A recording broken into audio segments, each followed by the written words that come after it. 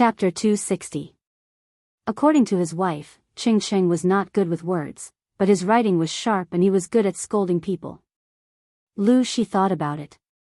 The scene of Ching holding a book in one hand and a pen in the other appeared in his mind. The scene was so beautiful that he didn't dare to think about it. He was afraid that he would laugh in front of Ching. Lu Shi entertained Ching and his wife. He asked people to prepare food and hot water for them. Although the conditions were simple, they were considerate. Jianghu took the guards to bury the bodies of the guards. After all, they died protecting Ching and his wife. When they came back, they brought back a lot of carriages. She couldn't help but be curious when she saw the marks of the wheels in the ground. Ching's life was no longer in danger. He was overjoyed when he saw that Jianghu sent the carriages back. Regardless of the others, he went straight into the carriage and opened the boxes one after another.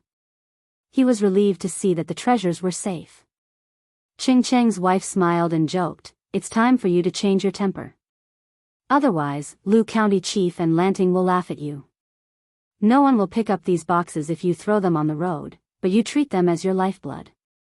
People who don't know better will think that they are treasures." Ching was a little embarrassed. He blushed because of his wife's teasing. After all, it was a little crazy to bring a few carriages of bamboo slips with him. Lu Shi helped Ching out of the predicament. He knew how difficult it was to study nowadays. The bamboo slips in the carriages were not as important as one tael of gold for ordinary people. They were just a pile of bamboo slips for starting a fire. But for those who had foresight, they were priceless. It was hard to find one of them even with money. Ching secretly smiled at his wife. There was a hint of pride on his face, which made people who saw him smile. Because Ching was injured, he could not withstand any additional torment. In addition, the condition of the road was not smooth, so Lu Shi made the decision to prepare a carriage for the couple. The shock absorption system of the Lu's carriage belonged to the pyramid in this era. Ching and his wife didn't know the reason at first. They didn't know Lu Shi's kindness until they got in the carriage. Privately, Ching's wife changed the dressing on her husband's wound. She inadvertently talked about the bandits during the day. "Did you think of someone, my husband?" Ching's face was gloomy, and he said with disappointment, "Alas, if I had to say who I offended today, it could only be that person, that person." Madame Cheng's eyes darted around as if trying to guess who that person was. "Meng Zhan from Tsangzhou." Ching said hesitantly, "But I don't think Meng Zhan lives up to his name, but I don't think he's that vicious. He just heard some scandals. Why would he want to kill me?" If Meng Zhan really wanted to kill him because of the scandal of exchanging a concubine for a legitimate wife, he wouldn't have left Tsangzhou. Why would he wait a few months before settling the score? Some scandals? What scandal is it? Mrs. Cheng was confused. "My husband is not a talkative person." Looking at the wounds on her husband's body, how could she not feel distressed? If she knew who was behind this, she would definitely not let them off easily. Didn't Meng Zhan lose his second son a while ago? On the surface, it is said that he is the son of his first wife, but in reality, he might be the son of a concubine. Ching did not hide anything from his wife. If it weren't for what happened today, he wouldn't have told anyone about it. Gossiping about other people's affairs was not what a gentleman would do. Mrs. Cheng was surprised. She didn't expect it to be like this. In today's era, there was a clear distinction between the legitimate wife and the concubine. Messing up the legitimate wife and the concubine could be said to be a minor offense, or even a minor offense could be said to have violated the law. The whole family would be despised and would never be able to lift their heads again. For a noble family like the Mengs, the higher the status, the more attention they would receive. Naturally, the consequences would be more serious if the scandal was exposed. It seemed that it was not impossible for Meng Zhan to hire a killer. However, Mrs. Cheng had the same opinion as Ching. She thought the possibility of Meng Zhan being the killer was very low. Think about it. Maybe it was someone else. Ching let out a long sigh. He racked his brains but still couldn't figure it out. He had to put it aside for now. They had planned to separate at the nearest station, but Ching and Lu Shi had a similar temperament. They chatted happily. Under Lu Shi's enthusiastic invitation, the two families decided to go on the road together. It was a win-win situation, and it also saved Ching and his wife some embarrassment. If they sent a letter to their family at the station, it would take at least a month for the family to send someone over. Lanting, are you interested in these books?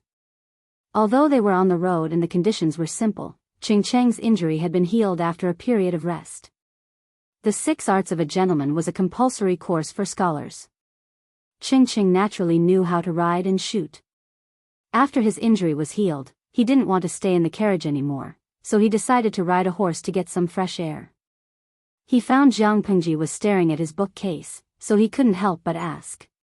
Yes, I found that Uncle Cheng has more books than my father's study. In that era, the books were basically in the hands of the noble families. The richer the family was, the more books they had.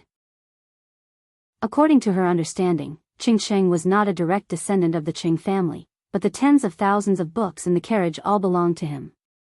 She couldn't help but gasp in admiration. She didn't know where Ching had gotten so many books. If possible, Jiang Pengji would like to make a copy. Books were an important way to pass on human wisdom. They were indispensable if civilization wanted to move forward. Of course, if they wanted to break the monopoly of civilization by the noble families, they were more than enough. Ching didn't know what Jiang Pengji was thinking. He couldn't help but feel proud when he heard what she said. He wasn't bragging. Even the noble families with thousands of years of history might not have some of the books in the box. A small portion of these books are from my family's collection, and the rest are the remnant pages of ancient books that I've collected. Occasionally, when I hear that some houses have rare ancient books, I'll shamelessly visit them. At this point, Ching's words became a little more vague. From this, it could be seen that the shamelessly visit he mentioned might be the kind that came uninvited. Over time, I've accumulated so many, Ching's wife often complained about her husband. She said that she was not the legal wife, but a concubine. The books in the box were Ching's legal wife. Although it was a joke, it showed how much Ching liked the books. Chapter 261. Jiang Pengji wasn't a good student who loved to study, but she respected and feared the professionals who worked in the field of education. Since ancient times, human history had experienced ups and downs, but no matter how tragic the war was, they were always able to rebuild civilization from the ruins at the fastest speed possible. The reason for this was that apart from the strong resilience of humans to survive, another reason was the protection of civilization. As long as the seed of civilization was still there, it would eventually bloom on the ruins. Jiang Pengji naturally respected and yearned for Ching's ambition. Civilization was never exclusive to one family or one clan. It was the unique wealth of the human race. Ching didn't think too deeply or too far, but he didn't stick to one pattern. His eyes didn't only see the present, but he also thought about the inheritance of civilization. That alone made him much better than most of the aristocratic families who cherished their treasures. Jiang Pengji thought about it and asked with a smile, "Uncle Cheng, would you be willing to lend me a few books to copy?" The aristocratic families treated books as their lifeblood. Unless they had a good relationship, they wouldn't lend them easily, let alone let others copy them. Ching was very generous, but he was also a little childish, so he replied with a smile. "Of course you can, but you have to give me something in exchange." Ching stroked his neatly trimmed beard and said, "Bamboo slips are easy to get wet, bulky, and not easy to preserve. Every time I find some slips eaten by insects, it hurts my heart so much. I heard that paper in Hejian County is hard to buy. If it's written on bamboo paper, it's light and easy to preserve. I heard that the workshop is your mother's dowry." Ching's wife, who was sitting in the carriage, was so angry that she almost broke her teeth when she heard her husband's nonsense. "Lanting, don't listen to his nonsense. Those treasures of his are not worth much money." Ching's wife revealed her husband's secret and said in an angry tone, "If you like any of them, just tell me. You don't have to listen to me." Ching Cheng's face turned red and he secretly wanted to beg his wife for mercy. At least she would give him some face in front of the younger generation. Jiang Pengji couldn't help but laugh when she saw their interaction. The workshop is indeed my mother's dowry. It produces a limited amount of paper every year, and most of them are ordered to other families. If Uncle Ching likes it, this nephew will ask the housekeeper to save a few knives for you and send them to your mansion. Hearing her words, Ching Cheng's expression couldn't help but turn solemn as he hurriedly explained. Lanting, this is a misunderstanding. No matter how frivolous I am, I still have to maintain my dignity. How could I take advantage of a junior? Uncle's original intention was that if you took these books back and copied them, you could also make a copy for Uncle. The cost of paper and ink would be calculated according to the market price. There are more and more books, and Uncle is getting older and older. I don't know how long he can take care of them. Not to mention that bamboo slips were heavy, they were also very difficult to preserve. They had very high requirements for the environment in which they were stored. Otherwise, they would go moldy or be eaten by insects. Among these tens of thousands of bamboo slips, almost every one of them had been rebound. The reason was that they were damp and moldy, and the writing was illegible. When copying, it was inevitable to make mistakes or missing words. In order to ensure that the content of the book was good, he had to go back and forth several times, and then let his sons help him proofread it. After confirming that there were no mistakes, he would recompile it. The project was very time-consuming. Ever since the introduction of bamboo paper, he had thought of replacing the bamboo slips with paper. However, the scale of the papermaking workshop was slow to expand. The paper produced every year was almost monopolized by a few gentry families, so he couldn't order any. That was a pain in the ass. Jiang Pengji rolled her eyes and replied with a smile, I can't show you my handwriting. I can look at it myself, but if I show it to Uncle, won't I be displaying my slight skill in front of an expert? How about this? I will provide the ink, paper, and inkstone, and Uncle will make an extra copy for me. The ink, paper, and inkstone will be provided free of charge. Just treat it as a gift for Uncle. Ching Ching was speechless. He almost couldn't wrap his head around what she was saying. Before Jiang Pengji could finish her words, a sachet flew toward her head. She raised her hand and grabbed it to avoid being hit. How dare you? Uncle Cheng is such a person. How can he make such a joke? Lu Shi's face was cold. He was the one who threw the sachet. Ching Ching quickly stopped and teased Lu Shi.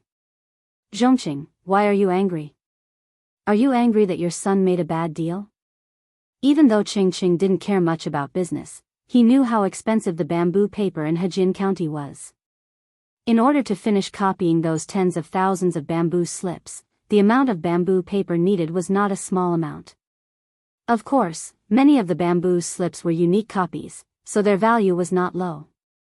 Lu Shi said, Wenfu, you misunderstood me. Bamboo paper is expensive outside, but it doesn't cost a lot to use it. This kid is stupid today. He wants to exchange some paper for Wenfu's book collection. I've never seen or heard of such a black-hearted businessman. Ching Ching laughed and said to Jiang Pengji, like father, like son. You have the style of your father. Lu Shi was speechless. He believed that Ching Ching was good at scolding people. He had just called Jiang Pengji a black-hearted profiteer, and Ching Ching had turned around and mocked him. Wait. Who is the father and daughter here? Seeing that Ching Ching and his daughter were on the same side, Lu Shi suddenly felt that he was in a bad situation. He was so tired. Ching Ching agreed readily to Jiang Pengji's half-joking words. Okay, nephew. As long as you give me enough bamboo paper, I'll send you a copy when I'm done. It's worth it. Jiang Pengji blushed and felt a little embarrassed. Bamboo paper was extremely expensive to outsiders, but her family knew that it was worthless. Using such a small amount of paper to exchange for tens of thousands of precious books, this business could not be more profitable. Even Jiang Pengji felt that she was somewhat shameless. But Ching Ching accepted it so generously, without the slightest hint of displeasure, which made her feel a lot of emotions. In fact, Ching also felt a little embarrassed. He felt that he had taken advantage of the younger generation. He was not a selfish person. He treasured the books very much, but if someone wanted to borrow them and copy them, he would gladly agree. With just one more copy, they would be able to exchange for countless precious bamboo papers. In the future, they wouldn't have to worry about the preservation of their books. Thus, they would be able to solve their worries. It seemed that both sides had suffered a loss, but in fact, from another perspective, they had both benefited. In other words, the value of some things couldn't be measured by gold or silver. Thank you, uncle. I'll cherish it. Chapter 262. After sitting in the carriage for so long, it was rare for Lu Shi to come out and relax his stiff and sore limbs. Otherwise, his muscles would protest. In another half a day's journey, we will be able to enter the city. I haven't been here for a few years, but Shangjing is still bustling. The outside world was about to turn upside down, but the majestic Shangjing was still singing and dancing, which made Lu Shi, who was used to desolation, very uncomfortable. The imperial family of Dongqing had no other skills, but they were good at seeking pleasure and pretending to be peaceful. With such a weak and incompetent imperial family, it was no wonder that the Shangyang Palace could not be protected and was burned to the ground. Lu Shi's head hurt when he thought of the mastermind who burned down Shangyang Palace and massacred the imperial family. The mastermind was none other than Qi Guanrang, Prince Shouchang's advisor. Yes, he heard it right. It was that Qi Guanrang. A counselor of low birth, a treacherous character, ruthless methods, and a counselor whose loyalty had all been fed to dogs. Gu Min didn't know much about history. Most of what she knew was from TV dramas, so she only remembered 3 things about Qi Guanrang. First, he burned down Shangyang Palace and killed the men of Dongqing's imperial family. Second, he caused the Empress to lose 3 cities in a row. Third, he set up a trap in the prison and caused the former master's good situation to collapse instantly. He lost everything and surrendered to the Empress on the day the city opened. When everyone was pleading for mercy for their former master, hoping that the Empress would spare the life of the former master, Prince Changshou, and just imprison him. This would also show off her benevolence. The Empress asked for Qi Guanrang's opinion, but he actually insisted on beheading him and eliminating the root of the problem. He even said a very famous sentence: "A good bird chooses a tree to nest in, and a virtuous minister chooses a master to serve. Since he betrayed me, why should I care about him?" Listening to him, it was as if he had been cheated on by Prince Changshou. Others would at most whine when they were cheated on, but Qi Guanrang directly killed the old master's family. Although he didn't know why Qi Guanrang knew his daughter early, it was still a good thing. Without the help of Qi Guanrang, the timid and hesitant Prince Changshou wouldn't be able to do anything. When the sun was high in the sky, they finally saw the towering city wall. Lu Shi was lost in his thoughts. Ching, who was riding parallel to him, used his hands to cover his eyes. Suddenly, he let out a sound of surprise and smiled faintly. "Did you see someone familiar?" Lu Shi followed Chang's line of sight. In the distance, there was a luxurious carriage with a thin gauze draped over it. A blurry figure was sitting inside. Around the carriage stood hundreds of armored guards with long spears in their hands. In addition, there were a few young men dressed in Confucian robes with their hair crowns hanging high above their heads. Looking at the bows and quiver on the backs of the horses, it was not difficult to guess what these people were going to do next. It was likely that the noble sons of Shangjing were taking them to participate in the hunt, taking the opportunity to exchange feelings. With the assessment around the corner, this kind of activity was always particularly frequent. They seemed to be going on an outing to participate in some kind of gathering. Should Wen Fu go and say hello? Ching thought for a moment, then shook his head. There's no hurry. Let's go into the city first. Considering the situation in Shangjing, Lu Shi asked the motorcade to move to the side to avoid colliding with people and causing unnecessary trouble. However, just because they didn't take the initiative to look for trouble didn't mean that trouble wouldn't come looking for them. Jiang Pengji started her live stream early that day. The audience in the live stream room received the news early in the morning and rushed over quickly. The room was full in an instant. Shangjing was a real ancient capital city. The degree of prosperity and extravagance wasn't something that a small rural place like Hejin County could compare with. Jiang Pengji rode on white leisurely. It looked like she was looking at the scenery, but in fact, she was chatting with the audience. Bingtang Lemeng, #propping chin. As soon as I saw the road paved with bricks, I knew that the streamer was about to reach Shangjing. Ancient roads were mostly dirt roads or gravel roads. The former was wet when it rained, and the latter was bumpy. It was a huge project to pave a road with bricks of the same size, and it cost a lot of money. It was impossible to find such a good road if it wasn't a capital city like Shangjing or a big city with a developed economy. Tujio Chi fan, I just want to get into the city as soon as possible.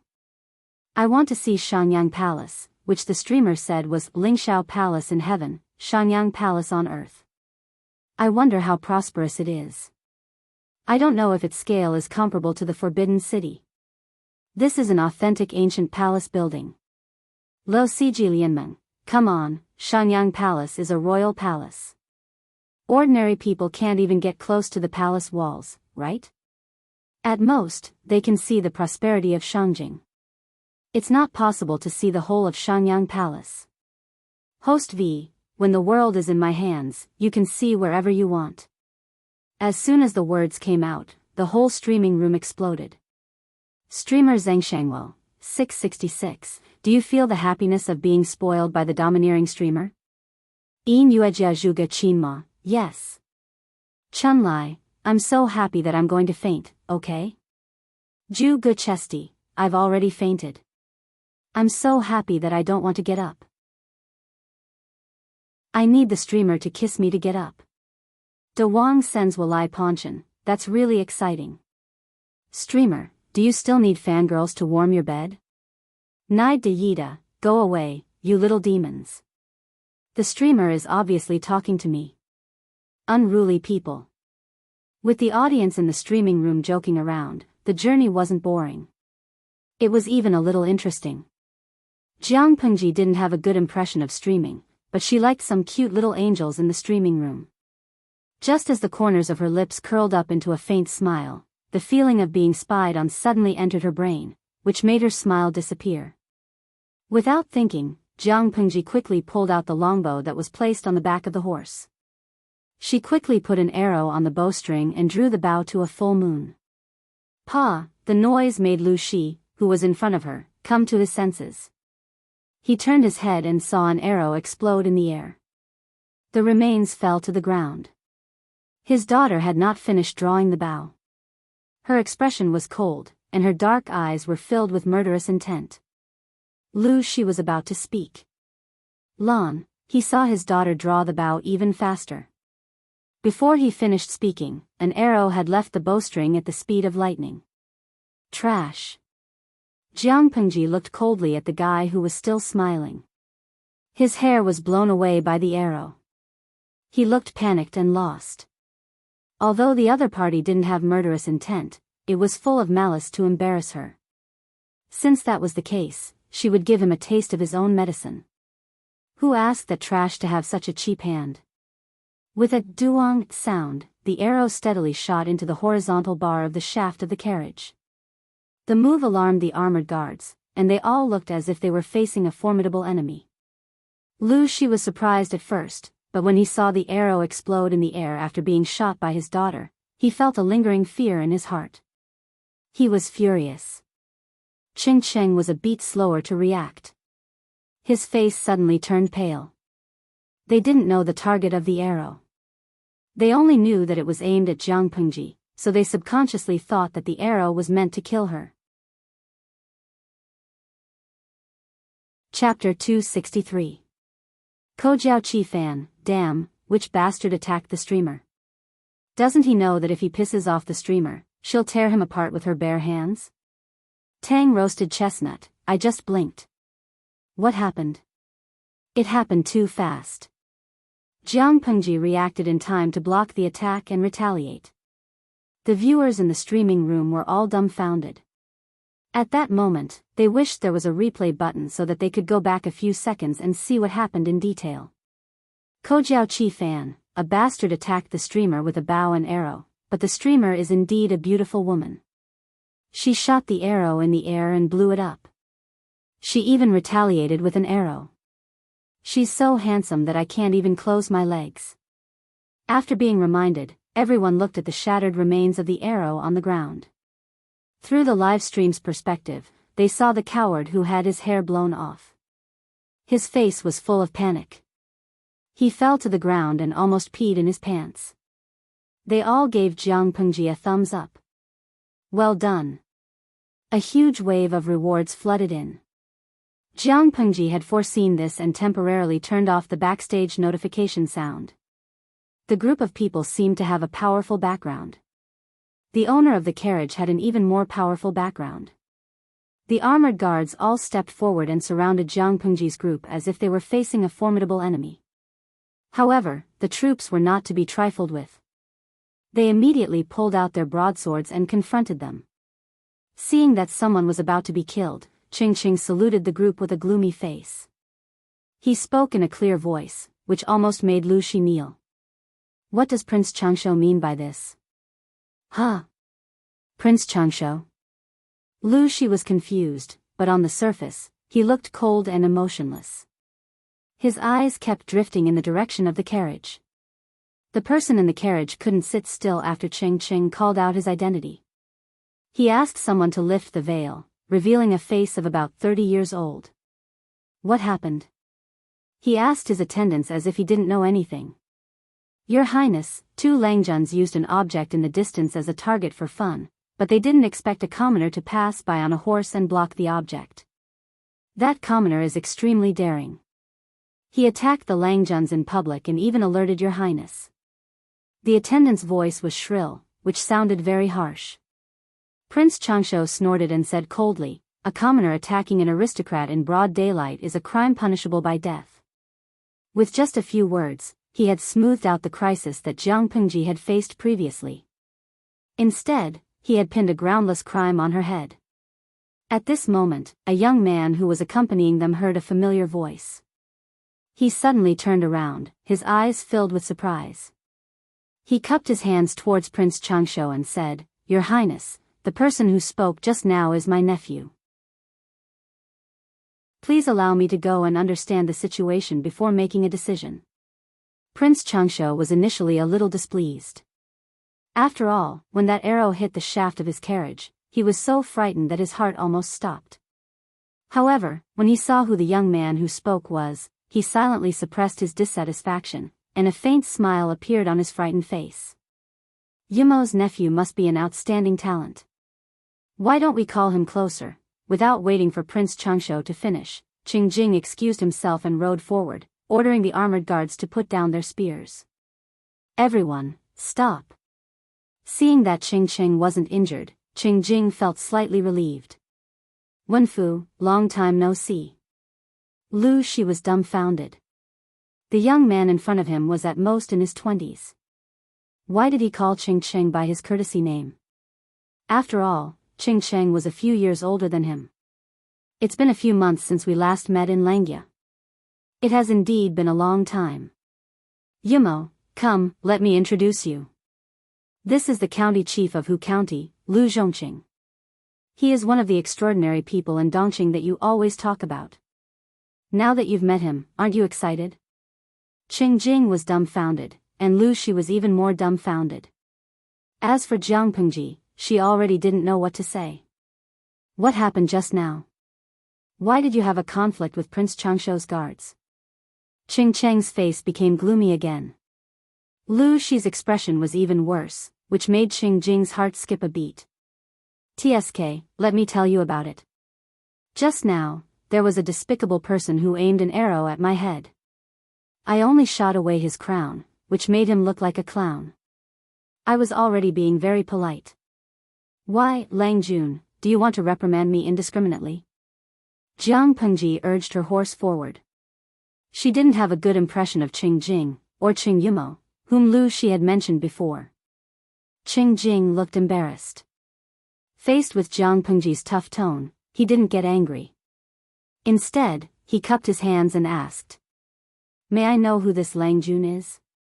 Lu Shi put on a fake smile and said, "My only son." "May I know the name of the despicable person just now?" He just wanted to make fun of them because they were tired from the long journey. Their clothes were unremarkable, and the decorations on their carriages were simple. If it were an ordinary merchant's carriage, they would probably have to swallow the humiliation. But since it was Lu Shi, the meaning was different. He deliberately emphasized the word only, and Qingjing suddenly realized that it was a serious matter. "You misunderstood me, Lang Jun. I am not the kind of person who does not distinguish between right and wrong." Qingjing smiled bitterly and said, "I was chatting happily with my friend just now, and I didn't notice what was happening around me." By the time I realized it, Lang Jun had already made that person lose face. Lu Shi's son was almost shot to death on the official road outside of Shangjing. He couldn't imagine what would happen if that really happened. Serves him right for being despicable. "Lang Jun, this has nothing to do with you. I won't ask you to speak for me, but I hope you won't plead for that person either." Jiang Pengji clicked her tongue. Although she didn't act arrogantly, her attitude was quite tough. A kind person would be bullied, and a kind horse would be ridden. The rule of the law of the jungle was even more straightforward in today's stratified society. If it wasn't her, but any other ordinary person, they would have fallen off the horse in fright. Maybe they would have been trampled by the horse's panicked hooves. White was a well-trained warhorse from the northern borderline. She had reacted calmly just now, which prevented a tragedy. Qingjing nodded and said, "Of course." Qingjing snorted and said disdainfully, "Prince Changshu?" "Humph." Qingjing went back and told the identity of Lu Shi and his people. Not only did Prince Changshu's expression change, but his attitude was completely biased towards Lu Shi and his people. The young man who accompanied them also looked as pale as a sheet. The two Langjuns who had been joking with each other were trembling and their lips were pale. How could they have known that those ordinary people, who looked like commoners, had such a powerful background? "Who asked you to be despicable? Who asked you to be despicable? Who asked you to be despicable?" The young man who had shot the arrow looked at his own hand with tears in his eyes. He wanted to go back in time and slap himself. Huan Dongqing was the most dangerous person to offend. Lu Shi was definitely on the list. He was this year's general evaluation officer, and they had almost shot his son. How could they expect him to give them good results? To be more serious, Lu Shi only had to move his pen and give them a bad evaluation. Their careers would be over. Even if they didn't enter the officialdom, it would be impossible for them to be famous scholars with just a title. Obviously, Lu Shi was not such a generous person. Chapter 264. Lanting, you weren't scared, right? On the way into the city, Lu Shi and Qingjing looked gloomy. The atmosphere around them was very oppressive, as if they were brewing anger. Qingjing's wife, who was sitting in the carriage, knew about it. She quickly asked Jiang Pengji to stop riding and sit in the carriage for a while. She looked at Jiang Pengji carefully and was relieved when she was sure she was fine. These foppish boys are getting more and more presumptuous. They don't know the teachings of the saints. They are getting more and more unscrupulous just because they are protected by their ancestors. Fortunately, Lanting has excellent archery skills and Lu County Chief is watching over us. Otherwise, there would be another bloody case under the Emperor's feet. Qingjing's wife was very angry. She squeezed Jiang Pengji's hands and said, "Look at you.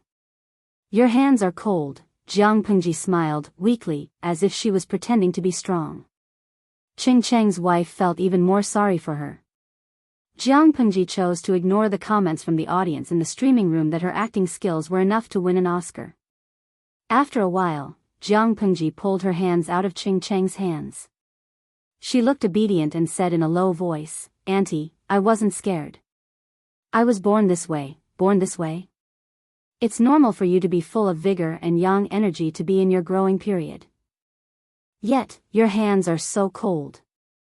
It's obvious that you're overflowing with cold energy. Lu Zhongqing is indeed a man. He doesn't know how to raise a child. How can he be so careless?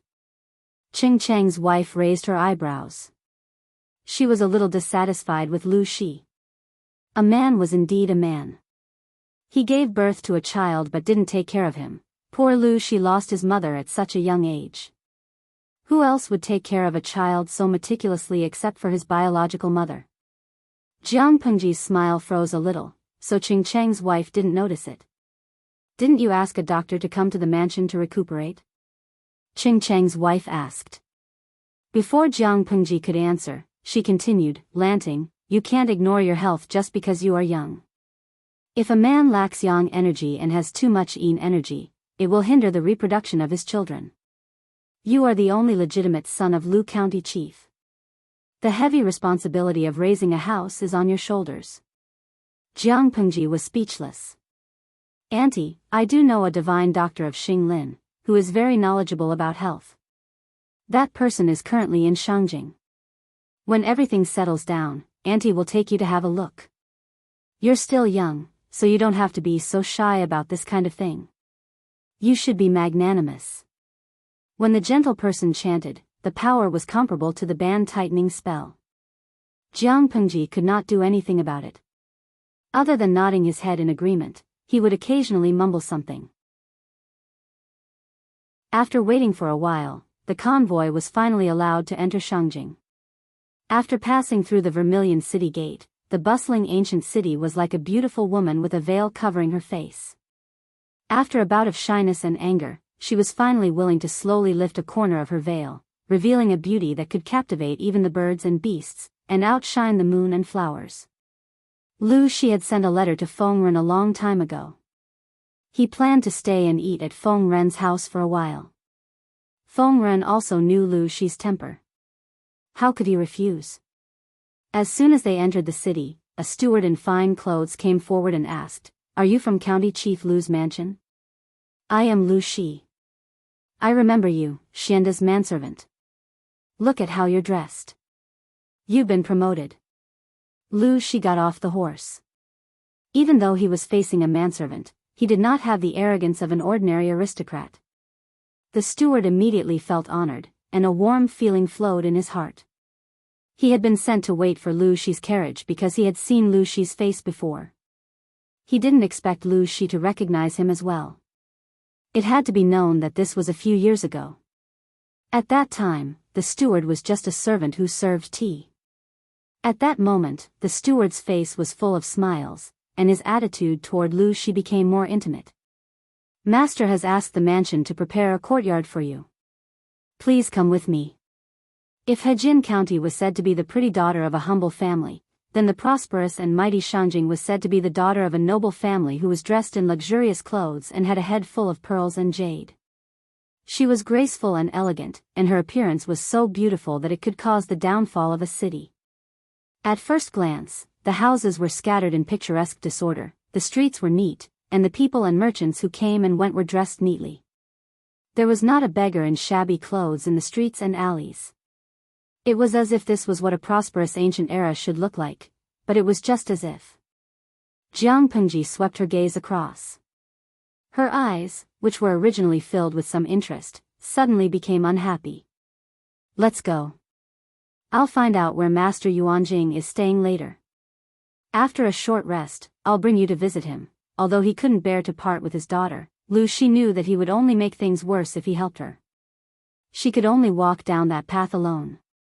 If he took Yuanjing as his teacher, he would be able to make friends with many young elites. It would also be good for him to accumulate some capital in the future. At the very least, he would be able to keep a clean reputation. Jiang Pengji nodded. She had heard of Yuanjing's name for a long time. Now that she was about to meet him in person, she wanted to see what was so special about him. On the other side, Prince Changshuo's mood could be imagined after Lu Shi rudely brushed him off. He didn't look happy throughout the whole process. The foppish playboy was even more careful. His expression was as gloomy as a bitter gourd, as if he would pout and burst into tears in the next second. Qing Jing was especially disdainful of his attitude. As a man, he dared to take responsibility for his actions. Since he had the guts to make fun of the commoners, he should have been mentally prepared to kick an iron plate. He was proud of himself when he bullied the commoners, but he panicked after offending Lu Shi. His ugly behavior made people want to vomit. Qing Jing glanced at the gorgeously dressed Langjuns at the gathering. Yes, gorgeously dressed. There was nothing wrong with the phrase. He hadn't been to Shangjing for a few years, and the atmosphere there had changed. Not only did the men put on makeup, but they also drew on their eyebrows, painted their lips, and dyed their cheeks red. They even had to deliberately tighten their waists. They walked like willows swaying in the wind. Every one of them was more delicate than a girl. If it wasn't for the fact that the General Evaluation Officer, Lu Shi, didn't like men who were too delicate, their outfits would have been even more unsightly. Qing Jing really couldn't talk to those people, so he just sat in the corner and slowly drank his tea to calm himself down. As for the two whimpering Langjuns in the distance, he felt like he would go blind if he looked at them for too long. Yimo, why are you sitting here alone? Aren't you going to play with them? As he was feeling depressed, a wisp of light fragrance hit him. A young man in a mint green shirt sat directly next to him. The newcomer was tall and slender. His skin was as delicate as flawless white porcelain. He didn't put on any makeup, but he was better than a girl. He had bright eyes, red lips, and white teeth. He was truly a handsome young man. Qing Jing didn't bother to look up. He knew who it was just by listening to the voice. What are you playing at? I don't want to look at you. My stomach still hurts. That's why you don't have your meals on time. Han Yu curled his lips and quickly took the fruit in front of Qing Jing and stuffed it into his mouth. The slightly sour juice overflowed his mouth. He said with disgust, I gave you such a raw fruit. No wonder you have a stomachache. Qing Jing's mouth twitched, and he continued to drink his tea. Chapter 265. The host of the gathering was Prince Changsho. The purpose of the gathering was for students to exchange knowledge, but in fact, it was to attract talented students. The Cheng's and Prince Changsho's relationship was somewhat indirect. Qing Jing had to come because of his pride, but Han Yu didn't have that many concerns. My teacher lost a game of chess with Zixiao and was urged to go to Ji Shan's hot spring today.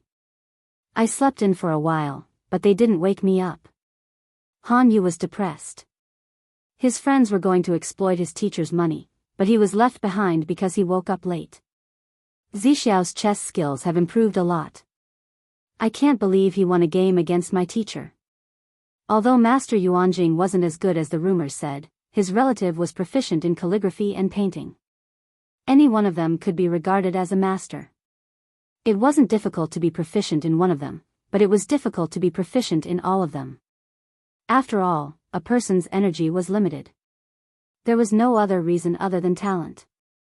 Qing Jing couldn't help but laugh. He understood Han Yu's depression. Ji Shan's hot spring was famous in Dongqing. Many gatherings were held there, and many students liked to go there. More importantly, it wasn't easy to make their teacher lose a game and pay for a student to go to the hot spring willingly. Han Yu muttered. Zixiao's chess skills are getting better. I felt like I was being led by the nose when I played a game with him yesterday. I was left alone by them. It was boring, so I came to find you. I saw that you had nothing to do at the gathering. It was boring. Qing Jing shook his head and said, it would be better for you to go to the brothel to have fun than here. Prince Changsho seemed to be kind, but he was secretly ambitious. He had his eyes on many talents from aristocratic families. Han Yu really shouldn't have come here. Unexpectedly, Han Yu said with a bitter face. Go to the brothel? Let those girls look at me and have fun? He wasn't bragging, but all the girls in Shangjing were not as good-looking as him. Qing Jing was speechless. He had seen narcissistic people, but he couldn't stand Han Yu being so narcissistic every day. Right, this is for you. Han Yu took out a piece of bamboo from his sleeve. What's this? Qing Jing took it and saw that it was his teacher's handwriting, which said, the examination question is out. My teacher left it for you. He said that you would know when you read it. How would I know if you don't know? Han Yu answered honestly. Qing Jing's fingers traced the words on it. Suddenly, a thought flashed through his mind, and he suddenly understood. He was speechless. This thing of yours came a little late, Qing Jing said regretfully. Han Yu was confused and asked, do you know what the teacher is talking about? If I'm not wrong, he's probably referring to the General Evaluation Officer, Lu Zhongqing. The final exam question was set by the General Evaluation Officer. Lu Shi had not yet arrived in Shangjing, so no one knew what question he would set. The question had already been set, which actually implied that Lu Shi had already arrived. So, Lu Zhongqing has already arrived in Shangjing? It happened about 2 hours ago. Qing Jing signaled Han Yu with his eyes, look at the 2 crying Langjuns over there. They were ignorant and offended County Chief Lu. Now they look sad. They are not hopeless. They know what will happen to them.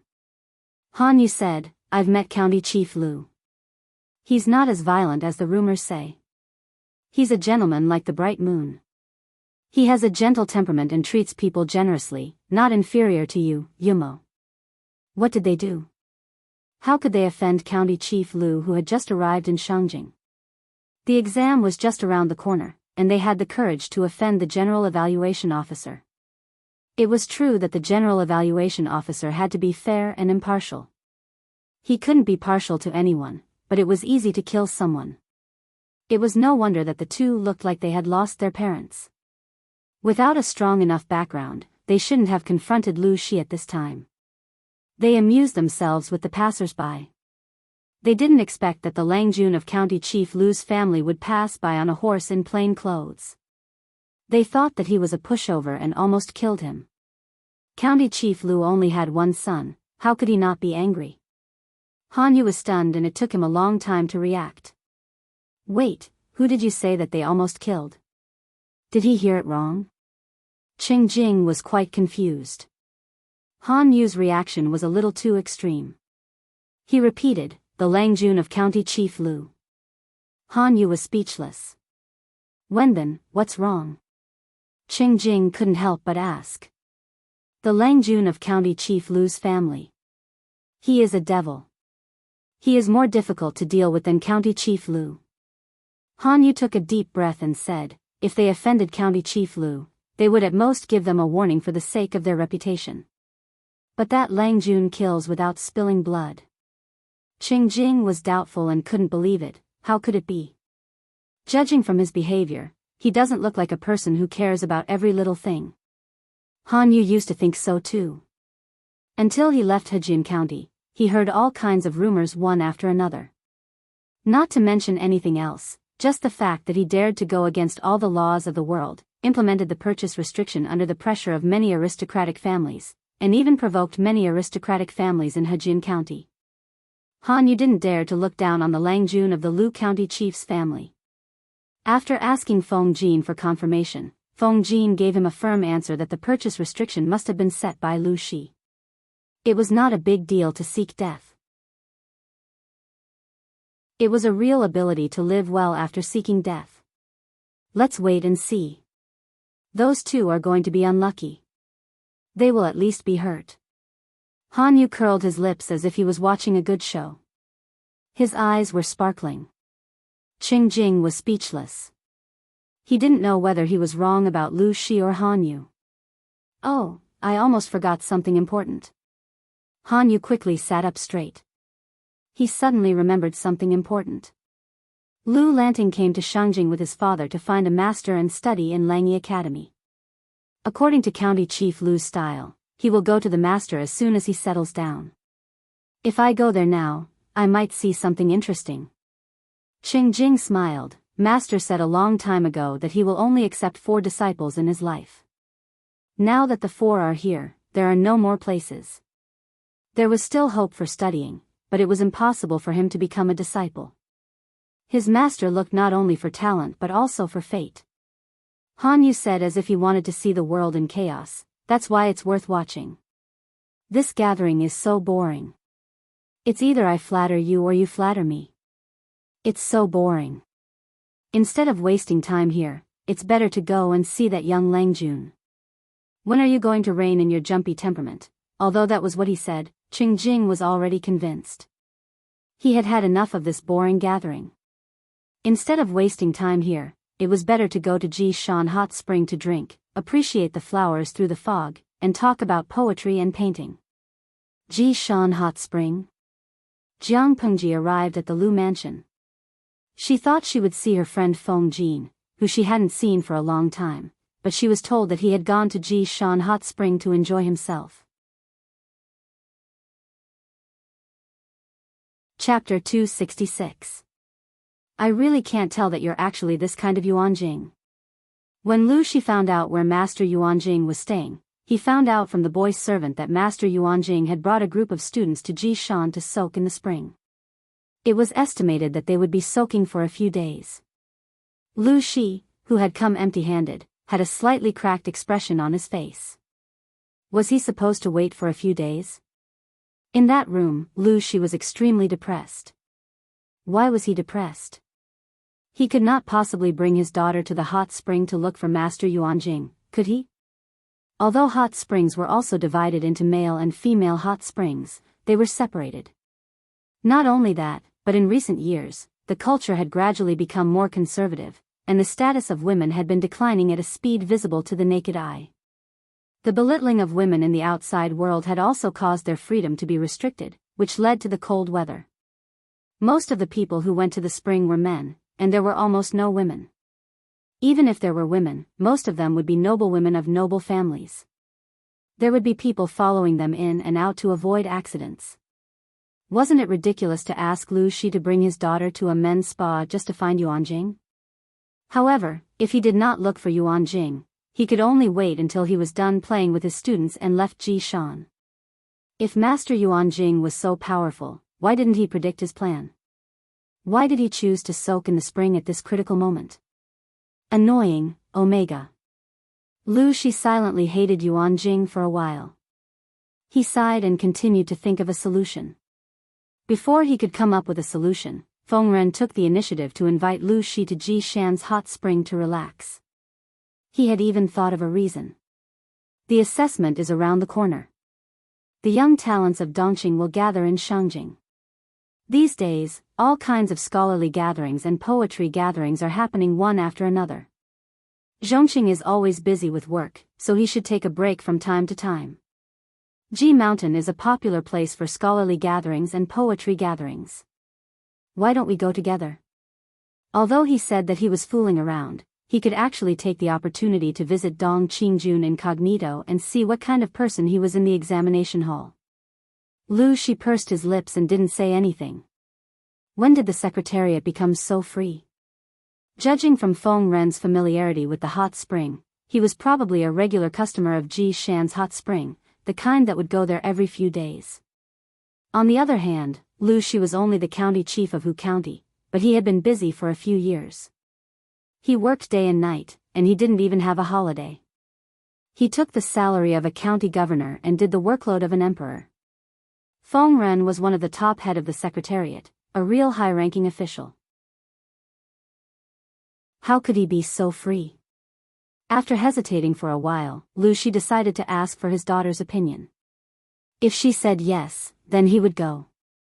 If not, then he would wait a few more days. Needless to say, Jiang Pengji's answer was to go. Why not? Jiang Pengji asked Lu Shi. Lu Shi opened his mouth but couldn't utter a word. That's right, why not? But daughter, you are a daughter. Lu Shi's mind was in a mess. He felt that he and his daughter were thinking about different things. Due to geographical reasons, there were many natural hot springs in the northern part of Dongqing. Among them, Mount Ji, which was near Shangjing, had the highest concentration. During the Great Xia dynasty, the royal family had built a hot spring palace in Ji Mountain, and several generations of emperors had expanded it. Those emperors held the hot spring in high esteem. Many books and unofficial histories even believed that the hot spring had the miraculous effect of increasing one's lifespan, prolonging one's life, and curing all kinds of diseases. It was also respectfully called the immortal spring by many common people.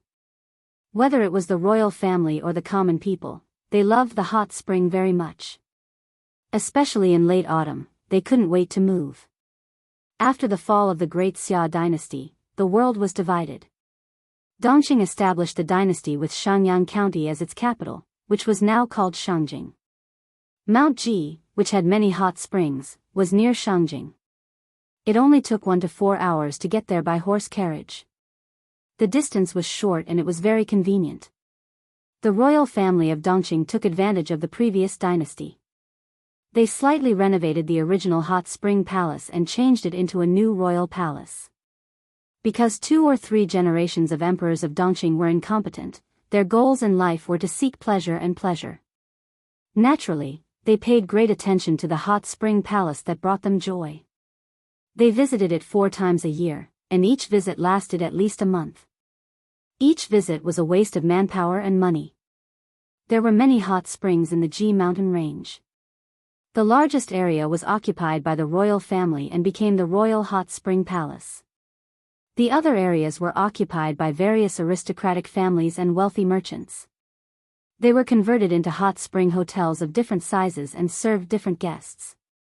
The rich and powerful could enjoy quality service, and the common people could also experience hot spring in ordinary hot spring hotels. Therefore, when the weather was cold, the hot spring hotels were especially popular. Mount Ji's hot spring was not just a place to soak in hot springs. After many years of development, it had long become a tourist attraction centered around the hot spring.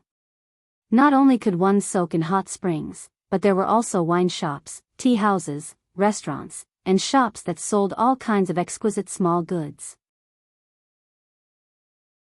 In addition, there were many scholars and beautiful ladies who held elegant poetry gatherings.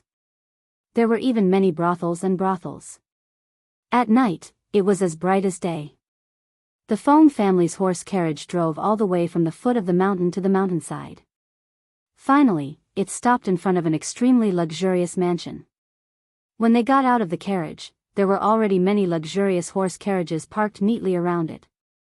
Upon closer inspection, there were all kinds of family emblems on the carriages.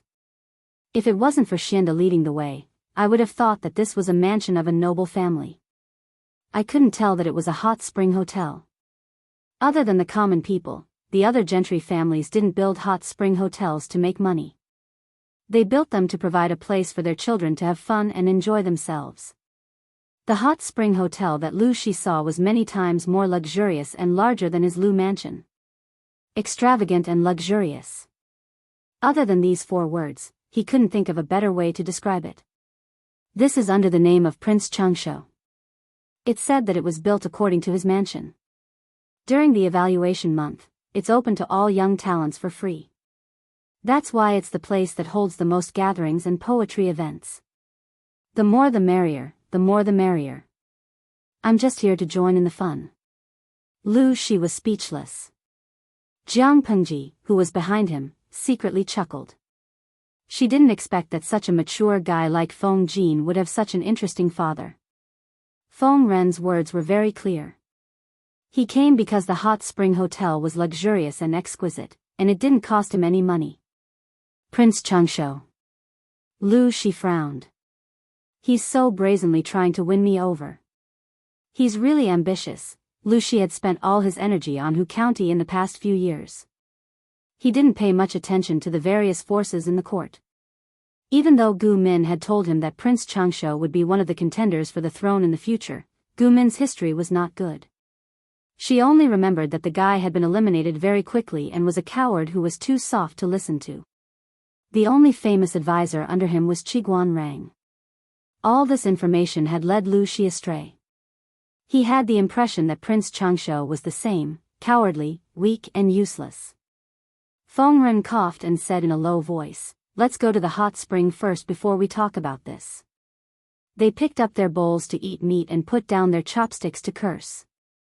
They hadn't enjoyed the free hot spring provided by Prince Changsho, so they didn't talk about it for the time being.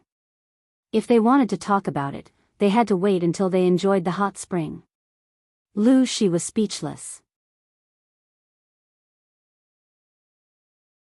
Chapter 267.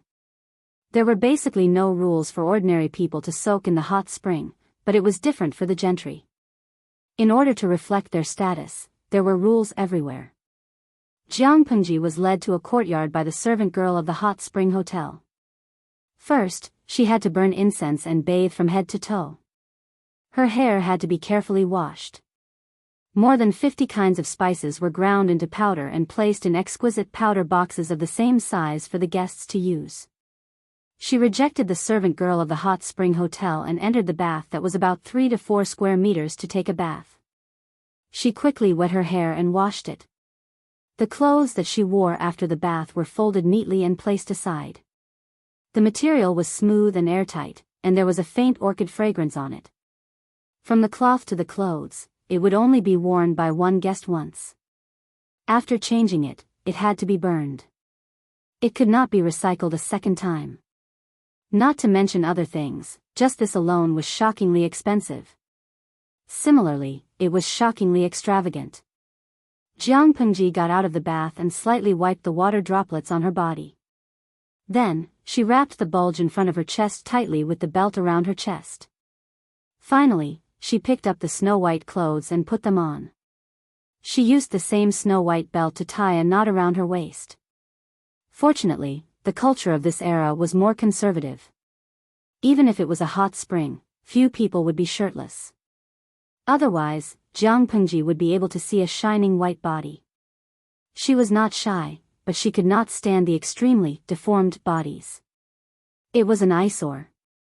Although it was just a hot spring hotel, since it was built according to the model of Prince Changshuo's mansion, it was naturally extravagant. Pavilions, corridors, pavilions, buildings, platforms, halls, and halls were all available.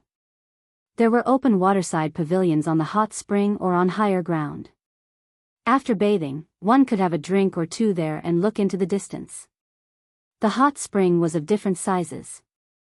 Each hot spring was separated by exquisite rockery, waterside pavilions, and pine and cypress trees.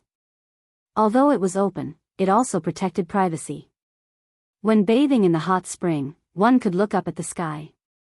It made one's mind open, and it was a different feeling. Dense steam rose from the water surface. The sound of musical instruments entered one's ears. There was endless singing and laughter, as if there were people chatting and laughing. Indistinctly, there were the silhouettes of people drinking with each other. It was ethereal like a fairyland on earth. Lu Shi and Feng Ren had already cleaned up.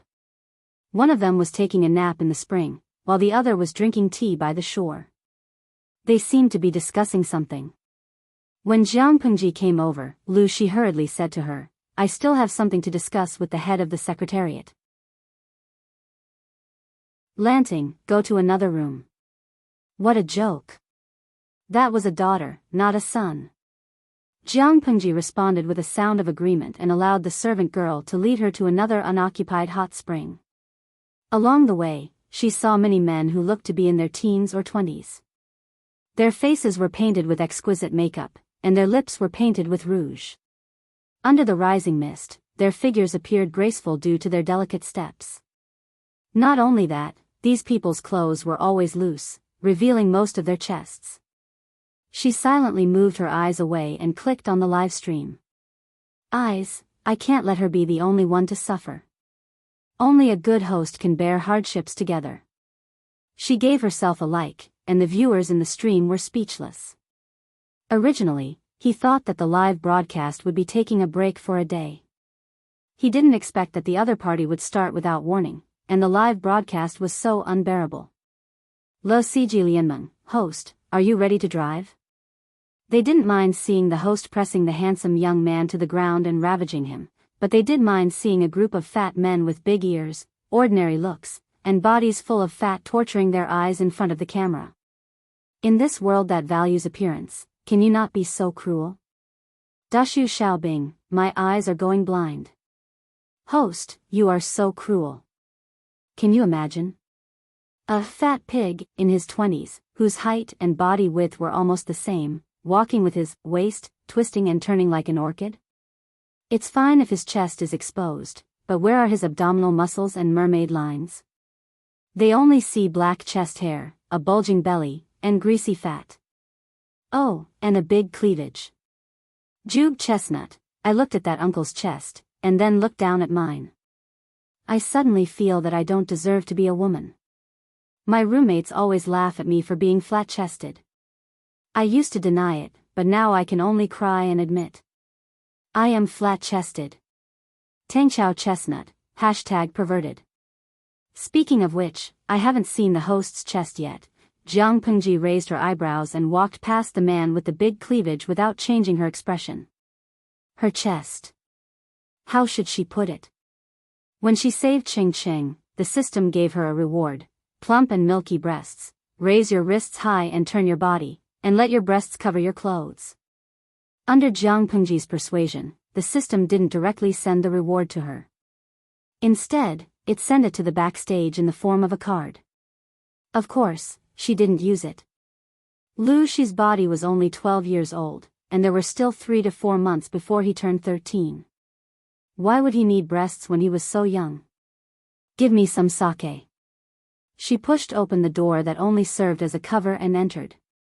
There was a small hot spring that was 5 or 6 square meters in size.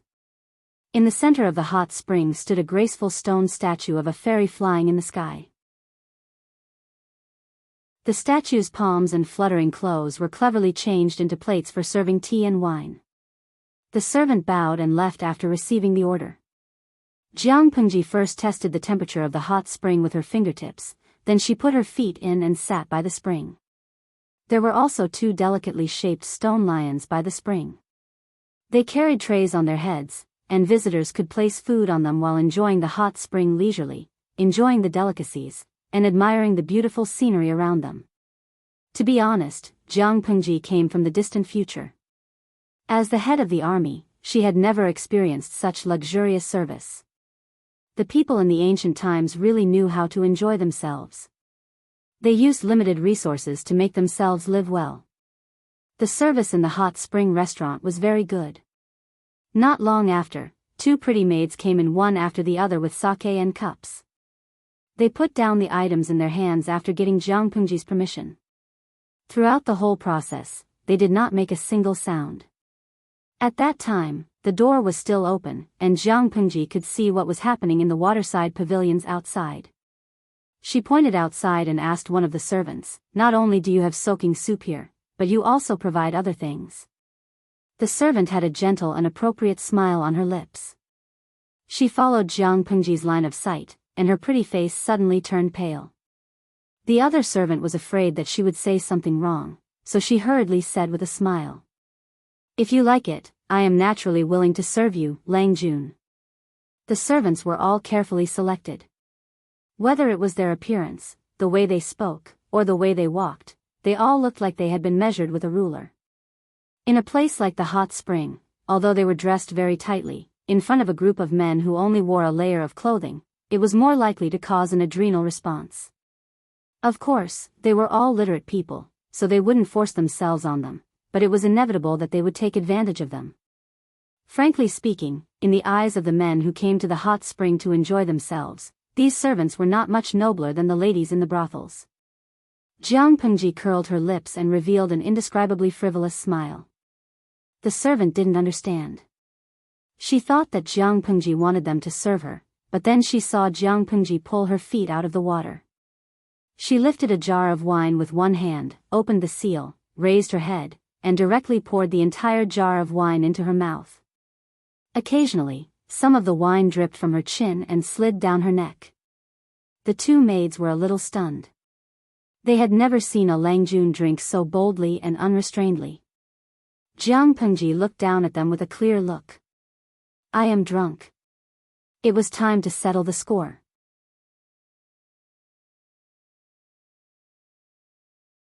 Chapter 268.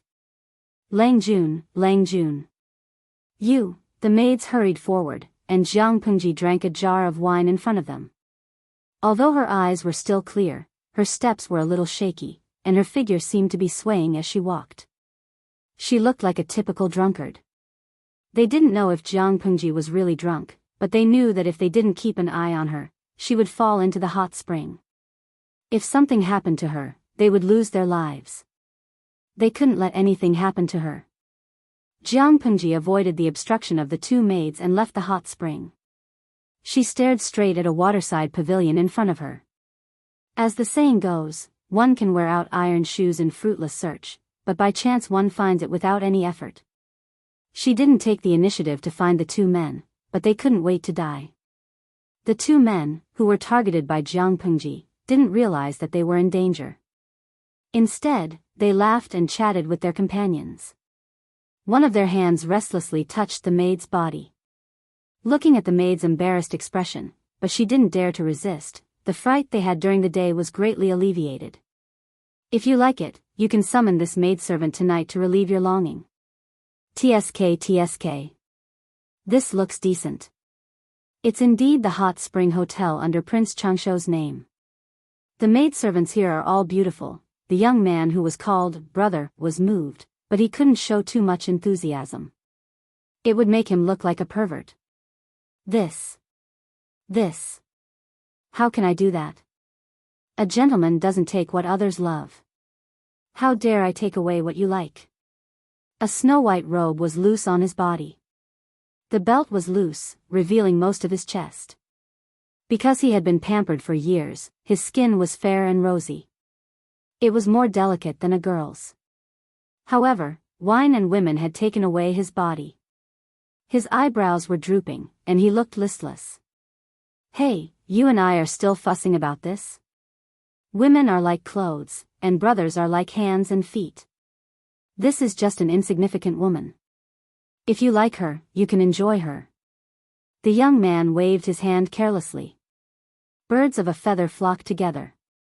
The two fops' auras matched each other. Otherwise, they wouldn't have been able to hang out together. Since you said so, then, before he could respond, the smell of alcohol assaulted his nostrils. Although it was not pungent, it diluted the lingering body fragrance of the maid. The young man raised his head in annoyance, only to see a drunken teenager holding a wine jar blocking his way. Remember who I am? Jianghu narrowed her eyes and looked down at the two young men sitting in the waterside pavilion with a faint smile.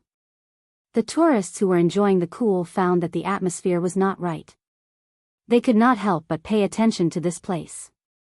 They either watched the show with cold eyes or were secretly curious. With the evaluation around the corner, no one wanted to be dragged into this mess. Strange, how would I know who you are? A young man smiled contemptuously. Of course, he did not recognize Jianghu. He thought she was just an ordinary tourist. You don't know? Jianghu squinted her eyes as if she was tipsy. Suddenly, she moved closer to one of them. You drunkard, stay away from me. This is not an ordinary hot spring hotel, not just any lowly person can come here. The young man leaned back and politely declined the smell of alcohol on Jianghu's body. His face was full of disgust. Jianghu suddenly opened her mouth, revealing a mouthful of snow-white teeth. Her smile was evil and wanton. Just as the two young men were about to lose their patience and wanted to push Jianghu away, a snow-white foot suddenly appeared. Ah, there was a loud splash, and the hot spring next to the waterside pavilion splashed a huge amount of water. Everyone watched helplessly as one of the young men was kicked off the waterside pavilion by the drunk teenager. His whole body flipped over and fell into the hot spring. More importantly, the kick was aimed at his face.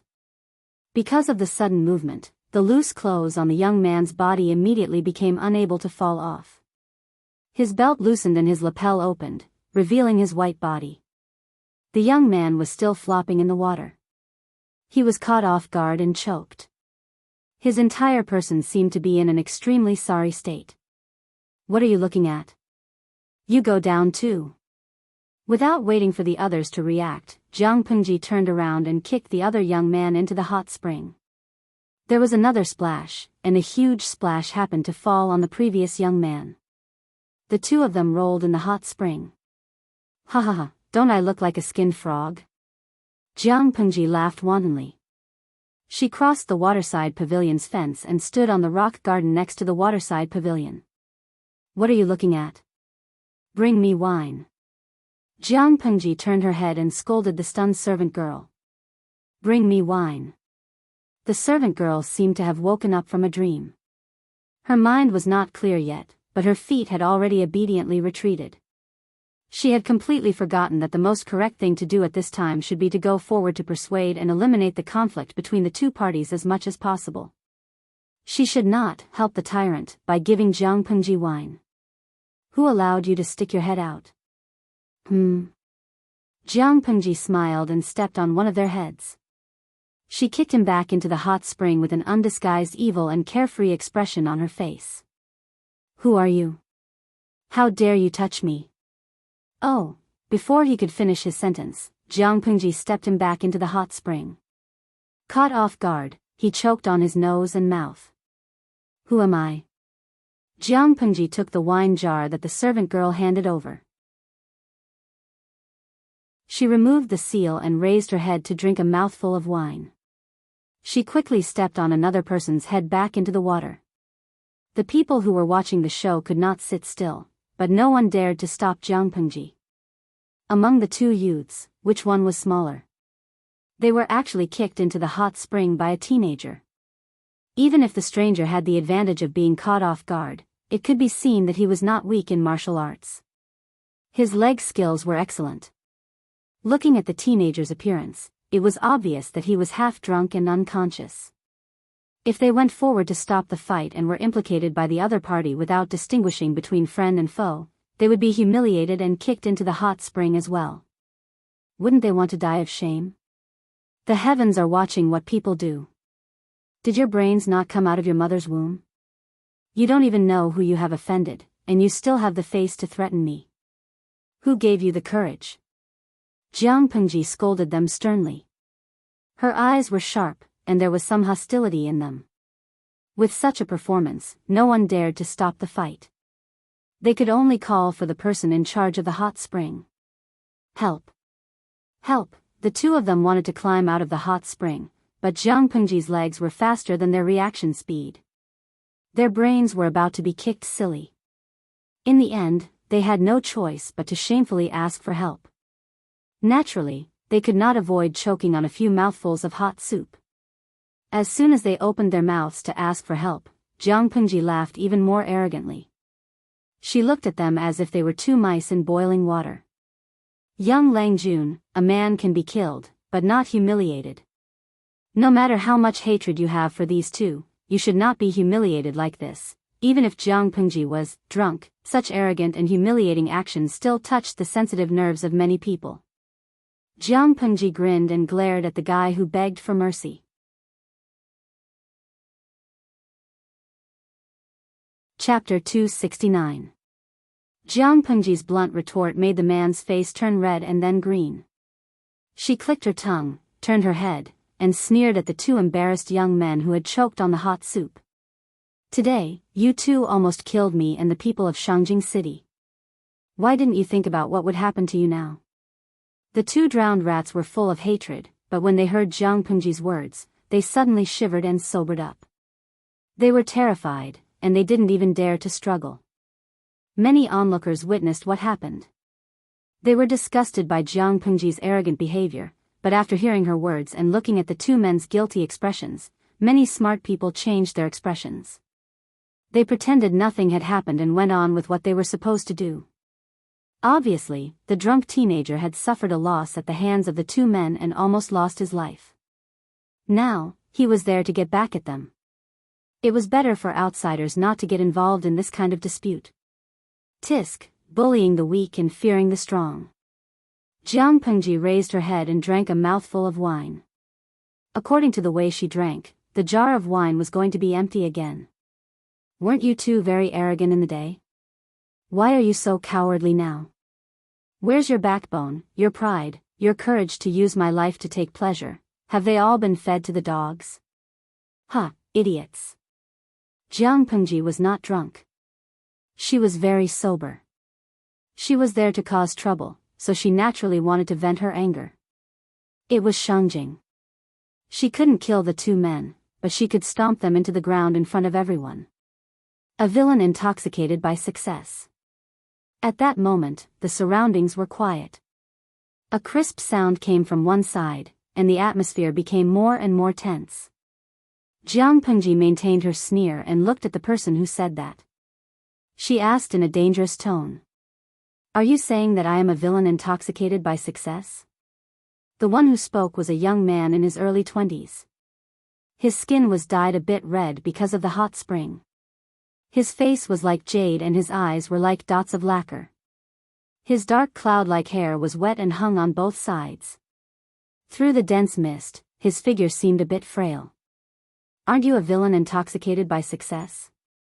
The man was not afraid of Jiang Pengji's sneer. Instead, he snorted and said, according to what you said just now, these two almost killed you by mistake. Since that's the case, you should be a gentleman and take revenge if you have a grudge against them. On the other hand, what you've done is to humiliate the two of them in public while you're drunk. What you've done is really inappropriate. To put it bluntly, wasn't this the behavior of a playboy? The bullet screen in the streaming room stopped. Many viewers were afraid that Jiang Pengji would kill someone in the next second and stain the hot spring with blood. In fact, Jiang Pengji did not. Instead, she laughed cheerfully. She did not even tease the two fops. If I'm a vile person, won't this Langjun be overflowing with the heart of a saint? Jiang Pengji threw the wine jar in her hand into the hot spring. The water splashed and splashed on the faces of the two playboys. I'm standing here today and humiliating them because I'm still alive. If I was unfortunately shot by that arrow and died on the spot, would you feel sorry for me? Jiang Pengji snorted coldly. I know you can't do it. After all, you're not related to me. The dead will always be dead. They're not as important as the living. If you still want them to live, shut up, or I'll kill them myself. The young man's face changed. He said, you're really twisting words and forcing logic. You're taking advantage of your ancestors' influence to commit such crimes. You're wrong. They're taking advantage of their ancestors' influence to amuse themselves with the lives of the commoners. If the commoners die, they'll be scolded at most. No one in the King of Hell can uphold justice for the dead. Jiang Pengji suddenly raised her voice and said, if you want to reprimand someone, you should first scold these two beasts who are worse than pigs and dogs, instead of speaking righteously to me. I'm just taking revenge if I have a grudge, that's all. How can commoners be compared to gentry? The young man retorted. Jiang Pengji was so angry that she almost laughed. She scolded him back. Did a donkey kick you in the head? The young man suddenly opened his eyes wide. He didn't expect Jiang Pengji to scold him so crudely. What was the difference between that and pointing at someone's nose and scolding them? This young Langjun is right. Zuda, you shouldn't confuse the truth just because commoners are cheap and gentry are precious. Although the young Langjun was reckless and impulsive, he was also a man of character. There was a reason for his actions, and he should be considerate. However, you've really crossed the line by scolding him so harshly. Zuda is thin-skinned. He can't stand such abuse. When the atmosphere was tense, a mellow laughter interrupted them. It was a little teasing. Jiang Pengji frowned and looked toward the direction of the sound. She saw a middle-aged man with gray hair and beard, but he didn't look old. He was hale and hearty, and his steps were light.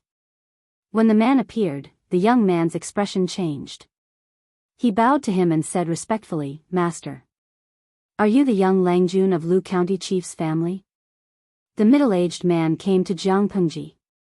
His eyes seemed to have seen through everything. Jiang Pengji frowned. He said, You're indeed a dragon among men. You look extraordinary. Who are you? Jiang Pengji didn't even bother to pretend to be drunk because of the man. She looked at him with burning eyes. The young man, who was called Zuda, was dissatisfied with her arrogant behavior. His master was respected by everyone. When had he ever been stared at so rudely? Jiang Pengji's previous behavior left a bad impression on him. The young man hated her even more. The middle-aged man smiled kindly and raised his hand to stop the student. I thought you should know. I'm not talented, so people give me a nickname, Yuanjing. Yuanjing? Jiang Pengji's mouth twitched. She didn't expect to see the legendary Master Yuanjing under such circumstances. He looked like an ordinary middle-aged man who had just finished soaking in the hot spring. He didn't seem to be as mysterious as the rumors said. Master Yuanjing laughed.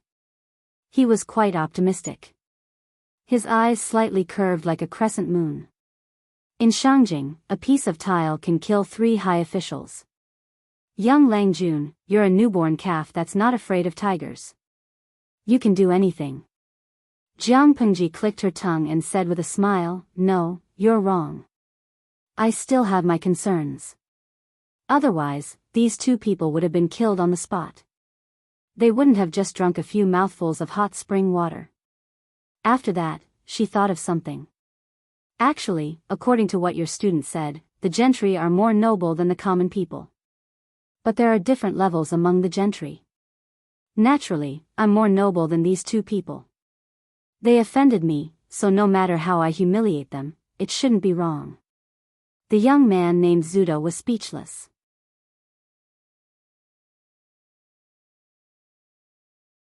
Chapter 270. That's a bunch of nonsense.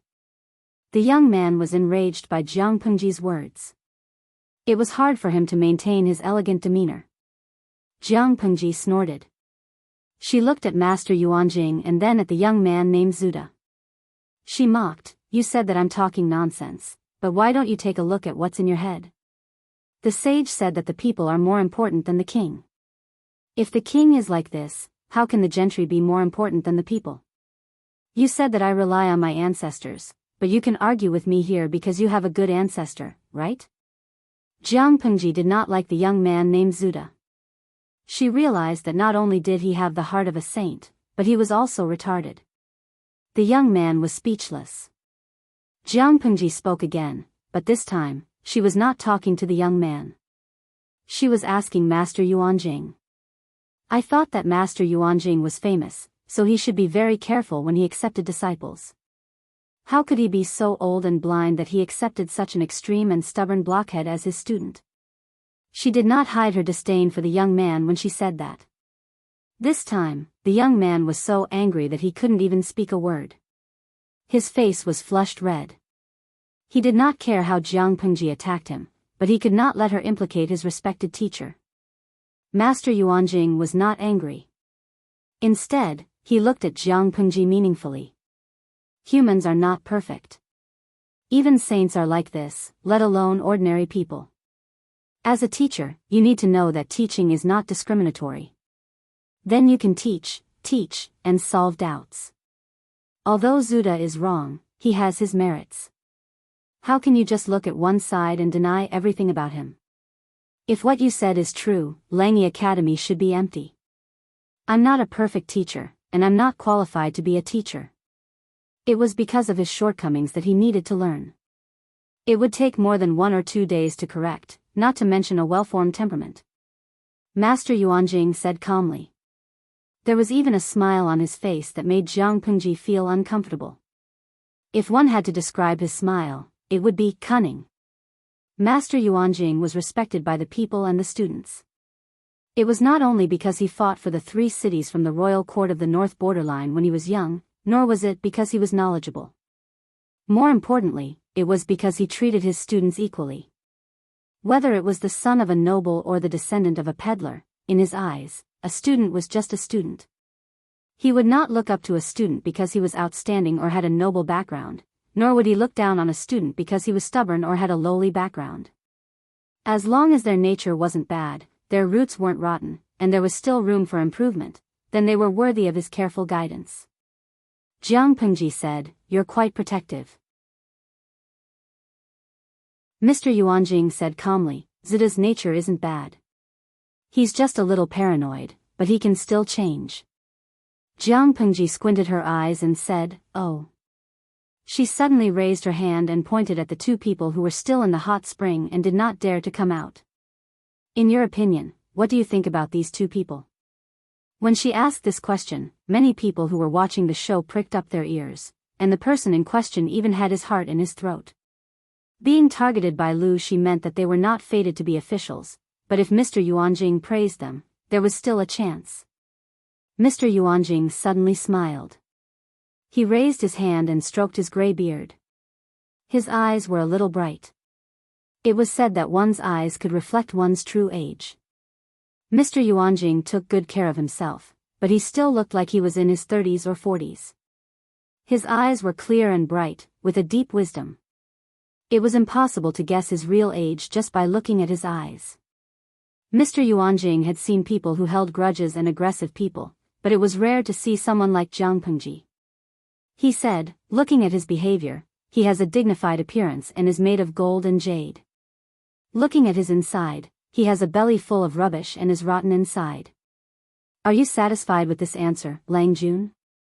Lu Shi alone would not let the two young men have an easy time, but she dragged him into this mess. She was trying to push them to the edge of death.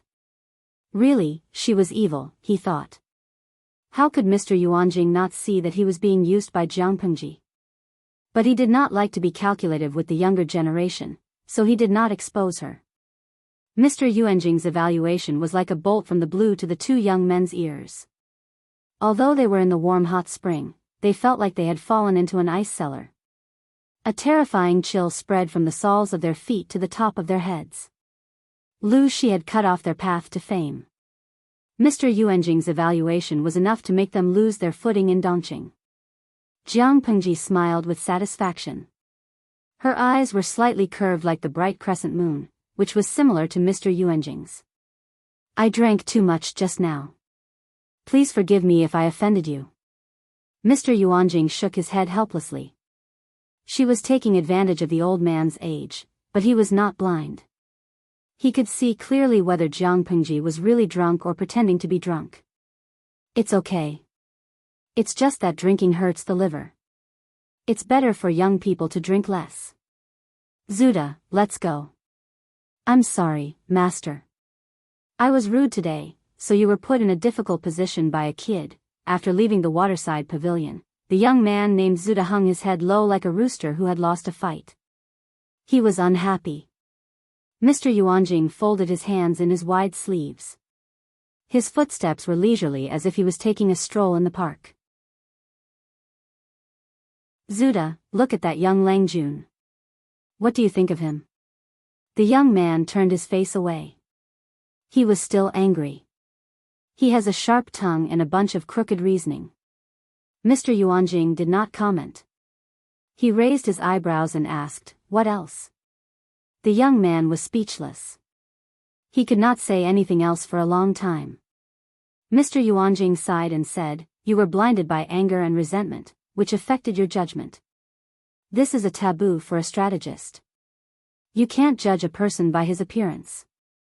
You have to observe his words and actions carefully. You have to find out the reason behind it. Otherwise, even if that young Lang Jun is a dragon among men, you won't be able to see him. Isn't it a pity? He spoke calmly. His tone was like he was talking about family matters and not lecturing a student. The young man was not convinced. Did you say that the young man is a dragon among men? Such a high evaluation. Mr. Yuanjing stopped and turned his head to smile at the young man. Not even 1 in a million. The young man was speechless. It's just that this person is too stubborn and easy to break. His temper is so flamboyant. It's easy for him to get into trouble. Mr. Yuanjing pondered and sighed. He's like a piece of unpolished jade. Although he has natural beauty, he hasn't been carefully carved. People don't know his inner qualities, so they treat him like a stubborn stone. More importantly, she had the mandate of an emperor, but she was a girl. Mr. Yuanjing secretly raised his eyebrows when he thought about that. The old man was not blind. He could tell if Jiang Pengji was a boy or a girl. Since Mr. Yuanjing was so sure about Jiang Pengji, the young man could calm down no matter how unconvinced he was. He looked at her objectively. He muttered and felt slightly wronged. I'm blind. I only see that this person is arrogant and bullying the weak. Mr. Yuanjing smiled like a naughty child and teased him. So, I'm your teacher, and you're my student. The young man was speechless.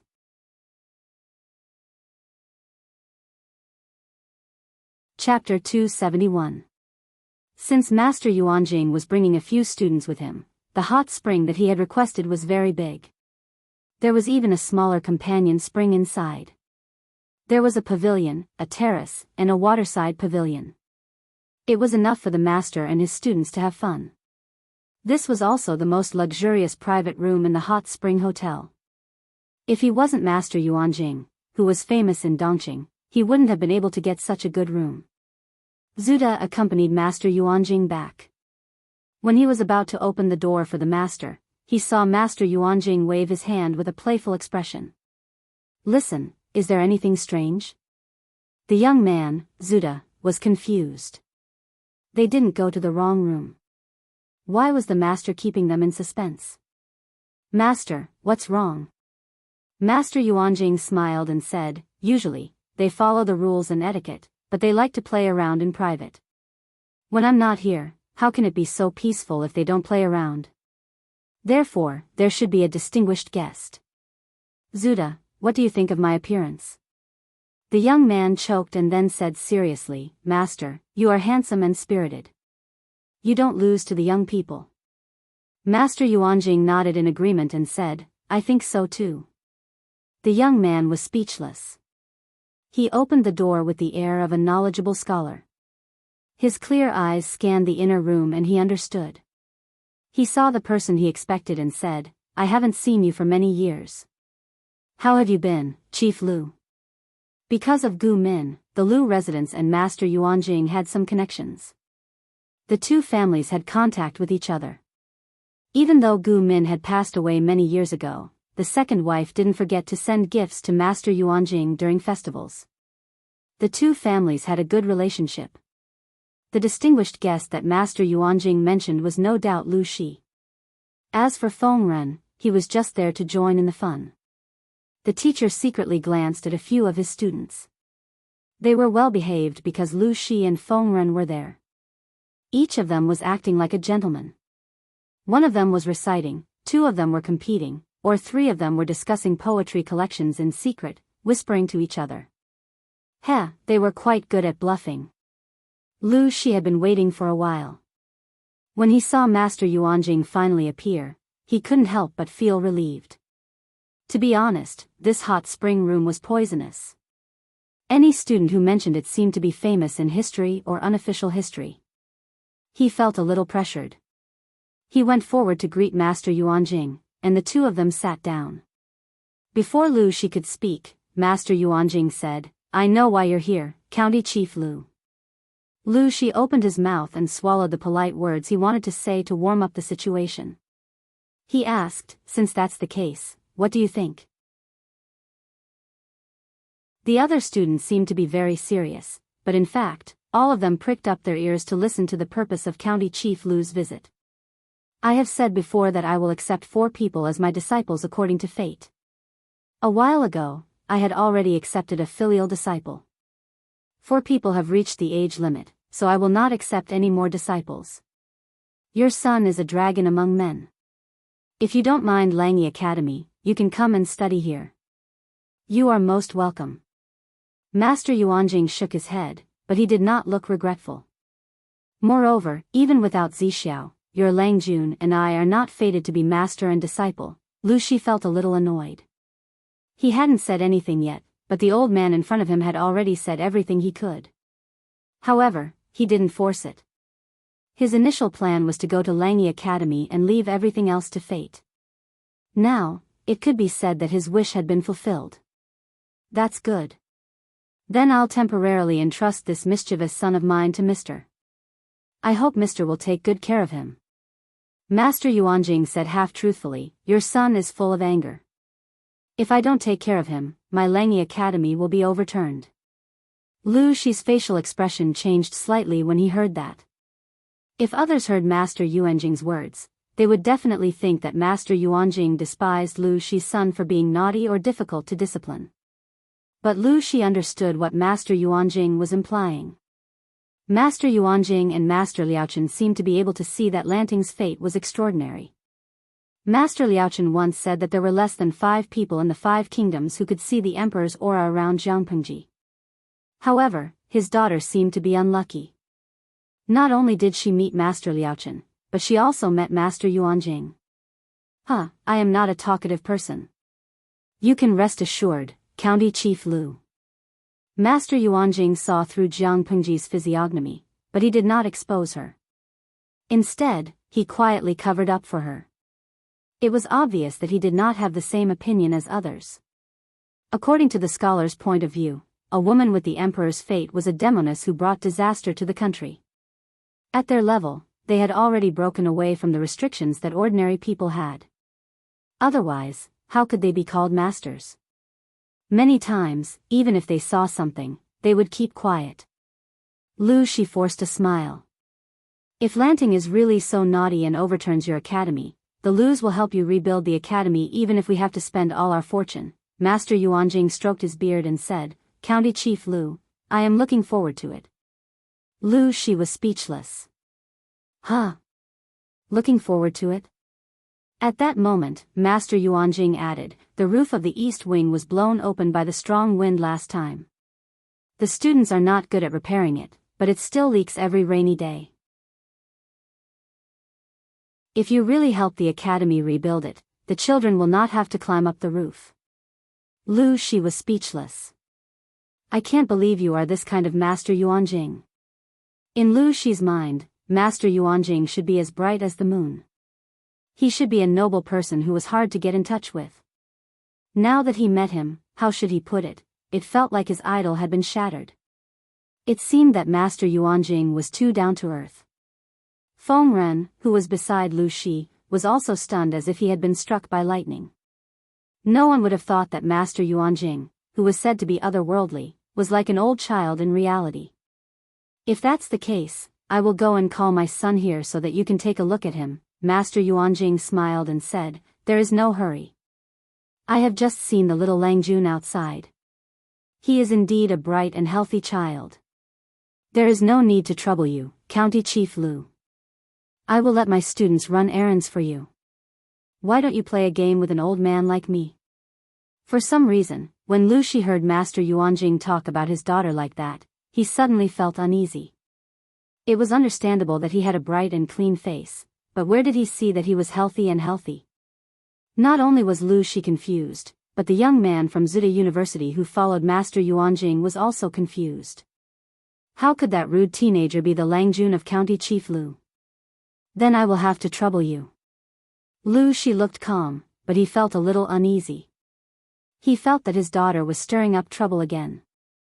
Zhuda, go and make the arrangements. I will have a game with County Chief Lu. Everyone knew that Master Yuanjing was proficient in music, chess, calligraphy, and painting. But his students knew that Master Yuanjing loved to play chess. He would often play chess and entertain himself for the whole night.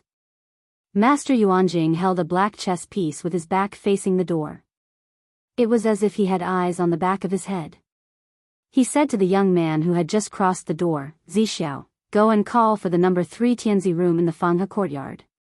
Tell her that the little Langjuan's father wants her to come here. The young man seemed to have just finished bathing. His black hair was wet and his shoulders were wet. Hearing his master's order, he didn't doubt it. He lowered his eyes and agreed. That little friend is also Master Yuanjing's student? Lu Shi looked up and almost threw the chess piece. He even forgot to ask a question.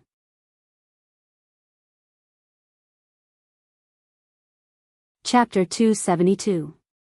Master Yuanjing smiled and asked Lu Shi, you mean Zixiao? I took him in a while ago, so it can be said that I have made up for my regret.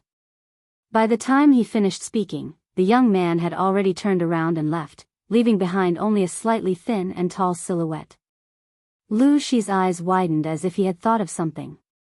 After a long while, he said in a low voice, so, he is Mr.'s 4th disciple. His appearance is indeed extraordinary, although he said that, he was secretly suspicious. When did Wei Zixiao become Yuanjing's disciple? He was bewildered, and his eyes darkened. Wei Ci was from Langia and was also studying in Langia. However, due to the changes in his family, he left Dongqing with his entire family. Master Yuanjing squinted his eyes. His cold gaze seemed to have seen through everything. Seeing Lu Shi's reaction, he said meaningfully, "Originally, I couldn't have accepted this disciple. Although we were destined to be master and disciple, we were not master and disciple." Lu Shi's hand that was holding the chess piece paused. His face was filled with curiosity and suspicion. "If that's the case, why did you accept him as your disciple? You don't know this, but Zixiao has a knot in his heart. This also causes him to be intelligent, but he also likes to get into a dead end. If he's not careful, he'll step onto the wrong path. In the past, I wanted to take him as my disciple twice, but he refused both times. Now that he is willing to be enlightened, I am naturally overjoyed." To Yuan Jing, there was nothing more gratifying than seeing a promising seedling untie the knot in his heart and grow strong and healthy. Lu Shi was completely dumbfounded, as if he had just heard a heavenly book. There had always been others chasing after Yuan Jing to be his disciple. How could there be someone who could make Yuan Jing chase after him? Wei Ci. Min only said that he was a good strategist. Simply put, they were the prettiest among the smart and the smartest among the beauties. This was a man who used his face to brush official history, and his schemes only appeared in unofficial history books. So, Master Yuanjing, are you sure you're not joking? To be loved by Mr. so much, he must not be weak in any aspect. Lu Shi tried his best to maintain his composure so that he would not reveal any flaws. Of course. Zixiao, it's IKEA. Lu Shi and Feng Ren, who was watching the game, were speechless. Wait, IKEA. IKEA? Are you sure there's nothing wrong with this description? Dong dong dong, Jiang Pengji was lazily soaking in the hot spring. A neatly folded towel rested on her forehead. Her long black hair was fixed at the top of her head with a hairpin, revealing her slender and fair neck. Her skin was covered with water droplets. Because of the fog, it was as if she had a filter on her entire body. Although she was still wearing clothes, the audience in the live broadcast room expressed that they could not take it anymore. Sugar-fried chestnuts, #perverted. I really want to climb in and have a bath with the streamer. Streamer Jingjing Shanghua, there are always unruly people who want to compete with me for the streamer. Hearing the knock on the door, Jiang Pengji opened her tipsy eyes. There was a faint blush on her face from the steam, as if she had applied a layer of top-notch powder on it. Did the maidservant bring the wine? She raised her eyebrows and said lazily. Come in. Just leave the wine by the side of the pool. Outside the house, Wei Ci, who had obtained permission, opened the door slightly. Hot and humid air blew into his face, and his vision was filled with white mist. The audience in the streaming room was the first to notice the abnormality. At that moment, Jiang Pengji was still lazily half-lidded.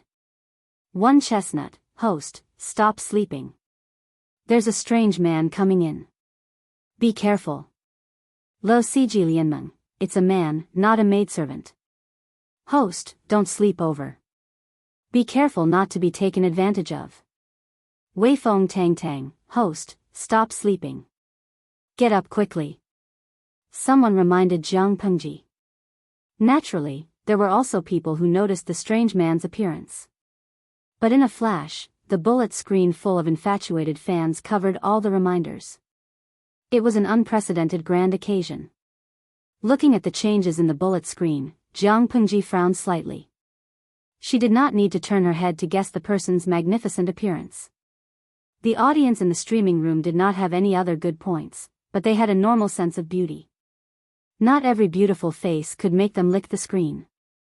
You seem to have entered the wrong door. Jiang Pengji said without turning her head. She supported herself with both arms by the side of the pool and relaxed her whole body. The strange man outside did not come in. Instead, he lowered his head and spoke in a low voice. His voice was between a teenager and an adult. I am Wei Ci. Your father has summoned you to Tianzi room number 1 in the Rose Garden. Hearing that, Jiang Pengji suddenly turned her head to look at the man. She asked, are you talking about my father? Wei Si's body stiffened imperceptibly. He suddenly lowered his head and immediately returned to normal. It was as if the abnormality had never occurred. He said with certainty, yes, your father is playing chess with my master. He specially ordered me to come over and pass on the message. Jiang Pengji secretly rubbed the area between her eyebrows. Although it was very comfortable to soak in the hot spring, one could not soak in it for too long. Why are you so reserved, Lang Jun? Wait a moment. I will go with you after I tidy up. It's okay. Help yourself. The next second, the door closed again. There was a vague shadow at the door. It was obvious that the person had not left. Seeing that, Jiang Pengji frowned but did not say anything. Climbing out of the hot spring, she temporarily closed the streaming room. After a simple wipe, she changed into a dry robe. After doing all that, she reopened the streaming room and pushed open the paper door at the same time. She said to Wei Si, who was kneeling at the door, please lead the way, Lang Jun. At that moment, without the cover of the fog, Wei Si's appearance was clearly visible to her. Seeing him in person, she could understand why the look-alike person in the streaming room was so excited. His long, black hair was warm and damp. It draped over his shoulders, leaving wet marks. The ends of his hair were dripping with water droplets. His face was like jade and his skin was like fine porcelain. Because of the heat, his cheeks were a little flushed, giving people a slightly intoxicated feeling.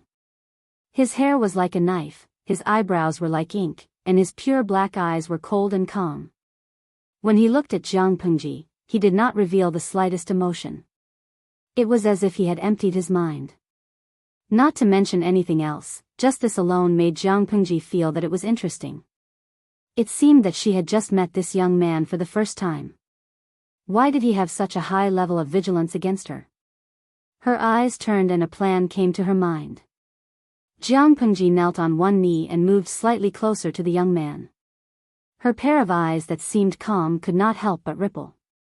If it wasn't for the fact that you have an Adam's apple and don't have ear piercings, would have thought that you were a young lady. You actually came to the hot spring alone. Wei Si's face was cold. He leaned back slightly and distanced himself from Jiang Pengji. He frowned slightly in displeasure. Young Lang Jun, this joke is a little too much. I don't like people talking about my appearance for fun. Jiang Pengji stood up and crossed her arms in front of her chest. I was obviously praising you for your good looks. Wei Si pursed his lips tightly and stood up to lead the way. He said coldly, I am a man. It is really rude to compare me with a woman.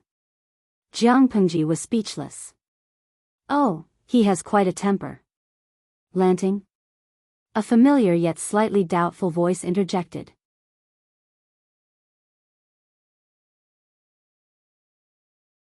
Chapter 273. TSK, I was wondering who it was. So it's the famous Fenger Lang Jun. It's really easy to find traces of you. Jiang Pengji walked to the side of the corridor, which was separated from Feng Jin by a pond. The two of them conversed through the air. Feng Jin felt wronged. He did not know that Jiang Pengji would be in Shangjing at that time. If he had known earlier, he definitely wouldn't have come out to soak in the spring with his classmates. Just now, when he was leaning against the railing and looking into the distance, he suddenly saw a familiar figure. He thought that his eyes were playing tricks on him, but he didn't expect that it was really his friend. I haven't seen you in a few months. Lanting's glib tongue has only increased. You're able to pin a groundless crime on me without any hesitation. Feng Jin smiled. At that moment, a classmate beside him called out to him. Feng Jin apologetically said to Jiang Pengji, Lanting, please don't blame me. We'll catch up later. After Jiang Pengji greeted him, she realized that Wei Si was looking coldly at Feng Jin's back as he turned around. I just met an acquaintance. Wei Lang Jun, please lead the way. Wei Si withdrew his gaze and did not say a word. One after the other, they soon arrived at the Rose Courtyard Sky Room 1. Lanting, come here. This is Master Yuanjing. In the future, when you learn from teacher, you must remember not to be naughty and mischievous.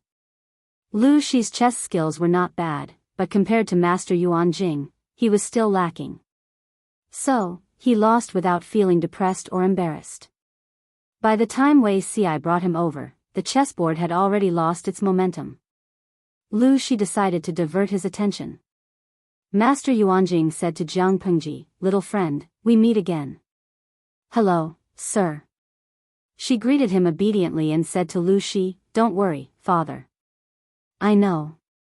At this moment, Wei Ci, who was talking to his classmate in a low voice, glanced at her out of the corner of his eye, then quietly shifted his gaze. Master Yuanjing was addicted to chess. How could it be enough to defeat Lu Shi? "I'll call you Lanting." He shifted his gaze to Jiang Pengji and asked, "Will you play a game with me?" "As you wish." Jiang Pengji did not know how to play chess, but Lu Shi had learned it before. Although his chess skills were not very good, his basic skills were very solid. She, who had inherited Lu Shi's memories, naturally knew how to play chess. The opening was a little miserable. Feng Ren and Lu Shi, the two observers, couldn't stand it anymore. They wanted to roll up their sleeves and play the game themselves. Lu Shi was even more suspicious. His daughter's chess skills were not that bad. How did Wei Yuan teach him? Unexpectedly, Master Yuanjing acted like a beginner. He placed his chess pieces randomly, and no one could figure out what he was planning. As a player, Jiang Pengji understood that the other party was intentionally guiding her. Jiang Pengji couldn't help but be more serious about the game. She went through Lu Shi's memories in detail in her mind. After familiarizing herself with the game, she used her own method to calculate. The speed at which she placed the chess pieces became slower and slower. In the end, she had to think for half a cup of tea before she placed a chess piece. At that moment, Master Yuanjing suddenly smiled. The game of chess had finally begun. Master Yuanjing looked at the chessboard and smiled. "I've won this round." Jiang Pengji pursed her lips so tightly that they almost formed a straight line. There was still some heat in her eyes. "One more round." "No more, no more." Master Yuanjing shook his head and looked a little tired. "I'm already old. How can I compete with young people in terms of energy? Lanting, if you still want to play chess, Zixiao is the best among all of us. You can play 2 rounds with him." Jiang Pengji frowned and looked at Wei Ci. Wei Ci narrowed his eyes and said indifferently, "I'm not feeling well. It's not convenient for me to play with you." Jiang Pengji was speechless. She didn't do anything to him, did she? Why is he so angry? Not only was Jiang Pengji surprised, but Wei Ci's classmates who were close to him were also confused. What's wrong with Zixiao today? Why do I feel like he's a different person? You think so too? Did that Lu Xiao Langjun unintentionally make fun of his appearance? Although in this day and age, the beauty standard of men was based on gentleness, the more feminine, the better. Their bodies were delicate and soft, and they would be blown away by the wind. There were some people who hated that kind of atmosphere. Wei Ci was one of them. He hated being treated as a woman, and he hated it even more when others made a fuss about his appearance. If Lu Shi violated this taboo and was treated coldly by Wei Ci, it seemed to make sense. Jiang Pengji's hearing was amazing. Naturally, she didn't miss the discussion. She was also confused. At most, he just said that he was good-looking. Did he have to be so angry?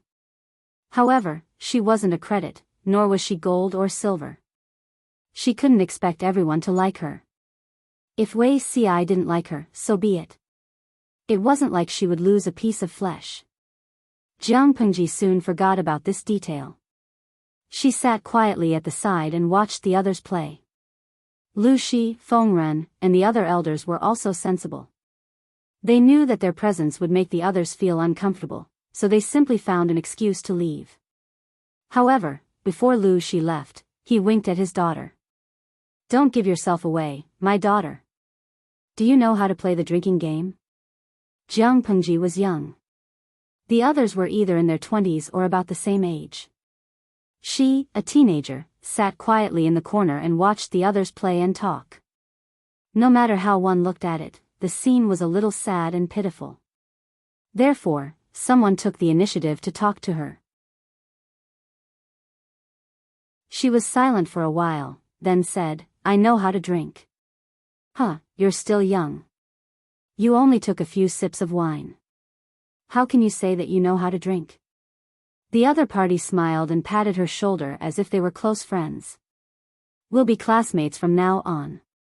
When you arrive at the academy, if anyone makes things difficult for you, just tell them my name." She listened and nodded shyly. Her big, watery eyes were wide open. If a screenshot was taken, it could probably be named Jiang Pengji's Cleverness JPG. The drinking game was originally an activity to liven things up during banquets. Jiang Pengji also knew some of the rules. All the youths present were top students. Even if a few of them weren't that great, they were the type that could make up for their inadequacies with hard work. When they played the drinking game, the content was naturally as difficult as possible. Poems, songs, and essays were all over the place. There were also obscure geographical knowledge, unofficial history, and biographies. In short, although they couldn't understand it, they always felt that it was awesome. After an hour, Jiang Pengji's brain was stuffed with words. She rested her chin on her hand and looked indifferent. She felt someone was approaching her. She turned her head and saw Wei Ci, who had a bad temper, push a tray toward her. There were all kinds of dried fruits and snacks on the tray. He looked down and avoided Jiang Pengji's sight. Jiang Pengji was surprised and asked, "Did I offend you in any way?" Wei Ci didn't answer her question. "I heard Wenbin mention you a few days ago." Jiang Pengji was stunned. She suddenly remembered the words she used to fool Han Yu. She used to fool Han Yu by saying that she had seen Qing Jing and Wei Ci in her dream. She even described Wei Ci as beautiful. Was it because of that? She coughed awkwardly and said with a lack of confidence, "It was just a misunderstanding. I used it to fool him." Sure enough, a lie needed several lies to cover up the loophole. Wei Ci said calmly, "It's okay. Since you didn't mean it, I won't hold it against you." Jiang Pengji secretly squinted her eyes. A glimmer of light flashed in her eyes. It would have been better if Wei Ci didn't explain. The more he explained, the more she felt that he was trying to hide something.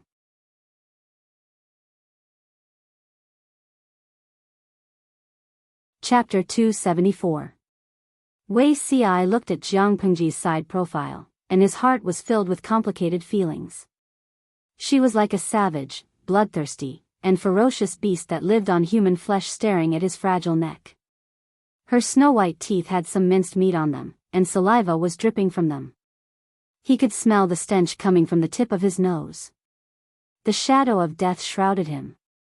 He thought he was going to die, but in the next second, she turned into a palm-sized white cat and meowed at him in a cute and crisp manner. It was probably an illusion. "But why do I always feel that you are deliberately guarding against me? Do I eat people like a Rakshasa?" Jiang Pengji held her cheeks in puzzlement. Her lips curled into a faint smile, and she asked him innocently. Of course, it was only an illusion. Wei Ci gathered his thoughts. His nerves were tense, as if he was facing a formidable enemy, but he calmly narrated on the surface. "Little Lang Jun, you misunderstood me. When did I deliberately guard against you? Ci and Lang Jun are not familiar with each other, so I should keep my distance." Jiang Pengji squinted her eyes and suddenly moved closer to him. Wei Ci's reaction was also very interesting. He was like a frightened rabbit. She sneered in her heart when she saw him suddenly lean back. Instead of retreating, she moved closer to Wei Ci and whispered in his ear. They were so close, but she could clearly feel the trembling of his body. That kind of fear and panic, which could not be controlled by reason, made her more curious. "Wei Zixiao." Jiang Pengji deliberately pretended to be innocent and restored her previous cold and serious tone. She said, "I don't know why you are so guarded against me, and even afraid of me like a snake, but I hope you understand that the more you act so clearly, the more it arouses my curiosity and desire to investigate. So, are you avoiding me, or are you playing hard to get? It was unknown which sentence provoked Wei Ci, but his reaction was about to explode. Dong, the movement in the corner attracted the attention of others. They saw a young person single-handedly holding Wei Ci's hands. His expression was cold and his eyes were fierce. On the other hand, the restrained Wei Ci was lying on the ground in a slightly embarrassed state. Perhaps because of the struggle or something else, his cheeks were dyed red. With a plop, a student sitting by the hot spring saw the scene and was so shocked that he dropped the fruit plate in his hand. What happened? Sorry, I'm just messing around. You guys continue. Jiang Pengji smiled as if there was no one around. She changed her posture from a half-kneeling position to a kneeling position. She raised her hand and released the hand that was restraining Wei Ci's wrist. Those with better eyesight could clearly see the faint finger marks left on Wei Ci's wrist. They were playing a little too hard. Wei Ci's chest heaved up and down rapidly. His facial expression was a few degrees below zero. He looked at Jiang Pengji with bloodshot eyes. You tried to push me away just now. I instinctively thought you were going to attack me, so, spreading out her hands, Jiang Pengji had a look that said, "This is not my fault." Wei Ci pursed his lips tightly and did not say a word for a while. Wei Ci propped himself up from the ground and ignored the words of concern from the people around him. He strode out of the hot spring room. As long as one was not blind, anyone could see the huge words on Wei Ci's back, "I'm angry." The culprit who provoked Wei Ci, Jiang Pengji, was dumbfounded. She did not want to take the blame. She did not want to offend Wei Ci. After all, he was one of Master Yuanjing's 4 disciples. He had his own connections in Langyi Academy. He was a bully that could not be offended. She wanted to go to school, not to fight. Why would she provoke Wei Ci for no reason? However, the current situation was that she did not want to offend Wei Ci. Wei Ci came up to her and made her offend him. In the end, he even put the blame on her. What af** king injustice? Oh, you're the little princess. You have the final say. The audience in the streaming room was rather disappointed. They thought the streamer was going to live stream driving. They did not expect that she would not even drive a toy car. Nide Yida, #perverted. Just now, the streamer confined him to the ground with one hand. I thought she was going to drive. Streamer Jingjing Shanghua, I used to think that the domineering CEO was very cliché. But now I understand why such a cliché is popular. It's entirely because at the moment when you're pinned against the wall, you feel the thrill of being conquered. Streamer Xijing Shanghua, streamer, shouldn't that be called Didong? If she stood against the wall, she would probably only hit her chest. Looking at the discussion of the audience in the streaming room, Jiang Pengji could not help but have an illusion. She bullied the little princess. But the problem was that she was really not that crazy. Not only did the audience in the streaming room think so, but even the audience who were watching the live broadcast thought so. Although Zixiao is born beautiful, he is a real man. The person who had tried to get close to Jiang Pengji came over. It was unknown whether he was gloating or something else. Although we have many sworn brothers now, you are still a little young at your age. After he finished speaking, he raised his eyebrows at her and gave her a look that all men understood. Jiang Pengji's face darkened after she heard that. Wei Ci left the hot spring room. The cold wind outside blew and cleared his feverish mind. Just as Jiang Pengji said, if he behaved as usual and did not reveal any abnormalities, the other party would probably not even look at him. That was exactly what he wanted. But he was not mentally prepared. He showed an abnormality and attracted the other party's attention. The current situation was the complete opposite of his original plan. He stood in the corridor in a daze. The bright white moon in the sky was reflected on the pond. The scenery was pleasant and it made his state of mind slightly calm. Now that he had calmed down, he did not intend to go back. He was afraid that he would give himself away again. Only God knew that what Jiang Pengji said just now scared him to the point that all the hair on his body stood on end. He was almost scared out of his wits. Forget it, forget it. I will treat her as usual. Wei Ci calmed down for a while and gave himself enough psychological hints. Only when he felt that he could face Jiang Pengji normally did he turn around and return to the hot spring room. Just as he opened the door, he saw that there was no one inside. There were some liquor tags scattered on the low table. He looked at the empty hot spring room and was stunned. Where is she? She went to cause trouble. Jiang Pengji felt that there were a lot of things to do today. She did not soak in the hot spring much, but she encountered a lot of annoying things. Especially after she was wronged by the little princess, Wei Ci, something came to her door immediately after. This time, it was her friend, Feng Jin, who called for help from outside. When she arrived, the matter was already a little out of hand. Feng Jin, who was originally elegant and graceful, looked angry. His face was covered with bruises. The bruises on his white jade-like face were very eye-catching. Feng Jin was the second legitimate son of the head of the secretariat, Feng Ren. Who had the guts to hit him and even hit his face? Jiang Pengji saw that not only was Feng Jin's face injured, but his arm was also cut by a knife. Half of his arm was almost dyed red. She was furious.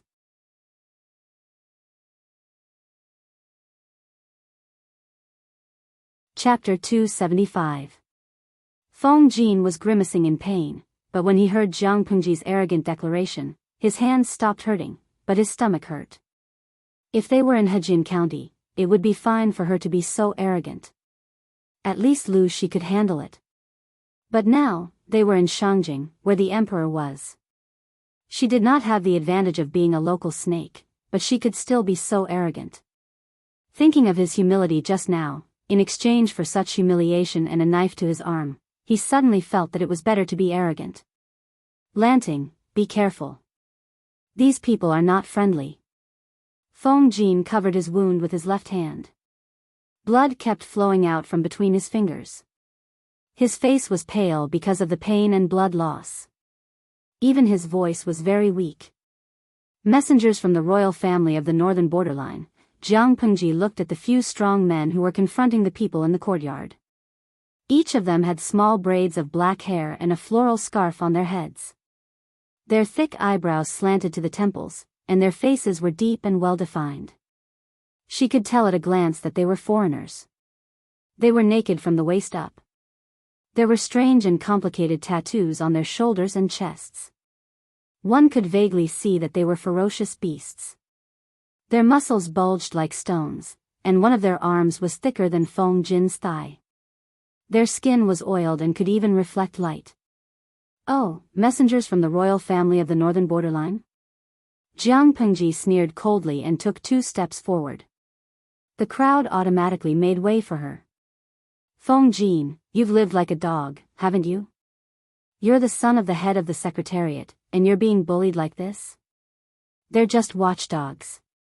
They're not the descendants of the royal family of the northern borderline, and you're beaten up like this.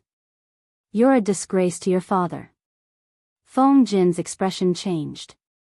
He was not angry at Jiang Pengji's harsh words, but it was the truth. The son of the head of the secretariat was beaten up in the hot spring house under Prince Changshuo's name, and his important right arm was also injured. Because of this injury, it was very likely that he would not be able to participate in the assessment in a few days. Who are you calling watchdogs? Jiang Pengji stood in front of Feng Jin and looked at the person who spoke. Some of the other students were watching, and some wanted to go forward to help, but they did not bring any weapons. Just by comparing their size, how could they be a match for the strong men who were holding knives? Feng Jin was the unluckiest. Not only did he hurt his arm, but he was also slapped in the face. The rest of them had messy clothes and occasional scratches. TSK, he's scolding the dog that stole his sister-in-law. It was as if Jiang Pengji had eaten gunpowder. She was in a bad mood. Now that someone was asking for a beating in front of her, she naturally rebuked him without holding back. Don't people in the north borderline have different levels? Apart from the royal family, everyone else was second-class trash. Calling you watchdogs is a compliment to show the friendship between our two countries. Feng Jin had never seen such a shrewish Jianghu. He was so shocked that he forgot about the pain. Those rough men were also choked by Jianghu's scolding. The leader looked fierce, but he was not good with words. They felt that those scholars were weak and only knew how to mutter. Their legs added together were not even as thick as one of their arms. It was a sensitive period.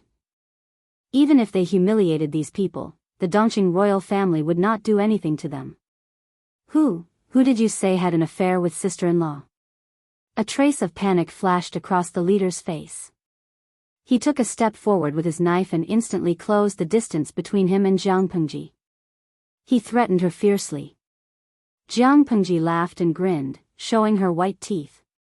You also stole your father's concubine. Feng Jin knew that Jianghu would not speak without a reason. What she said was probably true. Otherwise, the strong man would not have reacted so fiercely. Suddenly, he could not help but think of the night in the bandits' village, when Jianghu exposed his background. Huayu, which dog hurt you? Jianghu did not care about the strong men in front of her at all.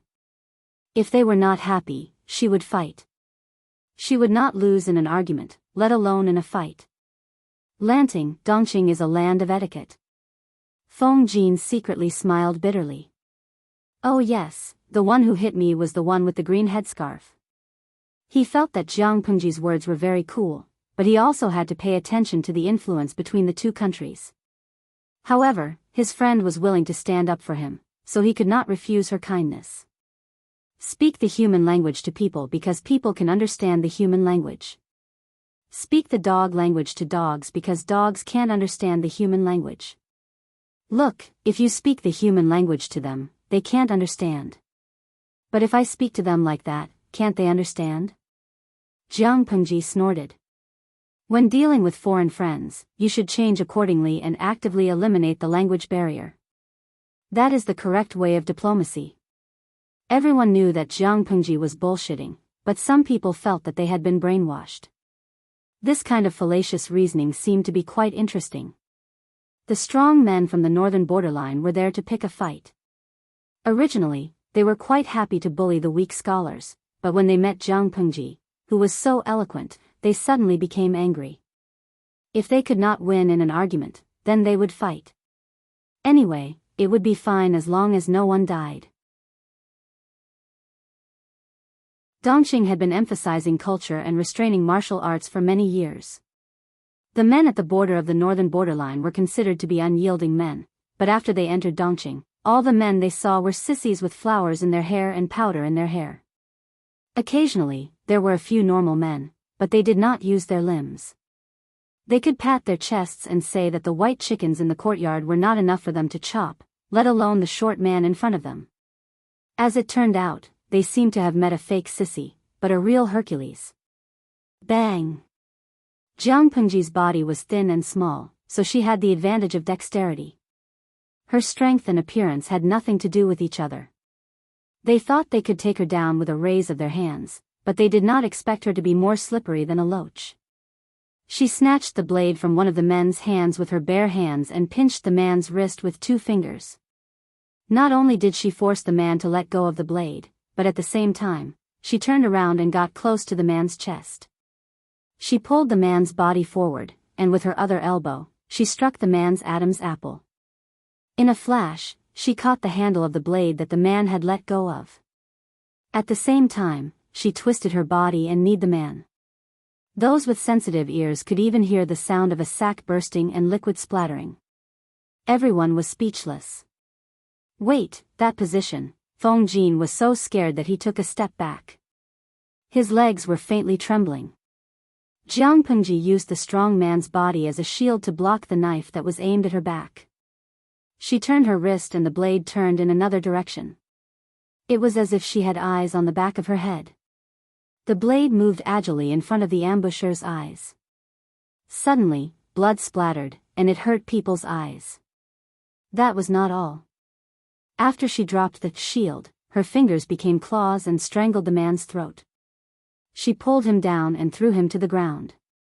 Not only did his face hit the ground, but the force of Jiang Pengji's fall made his face a bloody mess. It was clearly a dozen strong men ganging up on one person, but looking at the situation on the battlefield, it looked like Jiang Pengji ganging up on a group of people. Feng Jin knew that Jiang Pengji could fight, but he did not know that she could fight to this extent. Those strong men were well-trained warriors of the northern borderline. They were few in number, but on the battlefield, they were like a human head harvester. Tell me, which dog's paw hurt Huayu?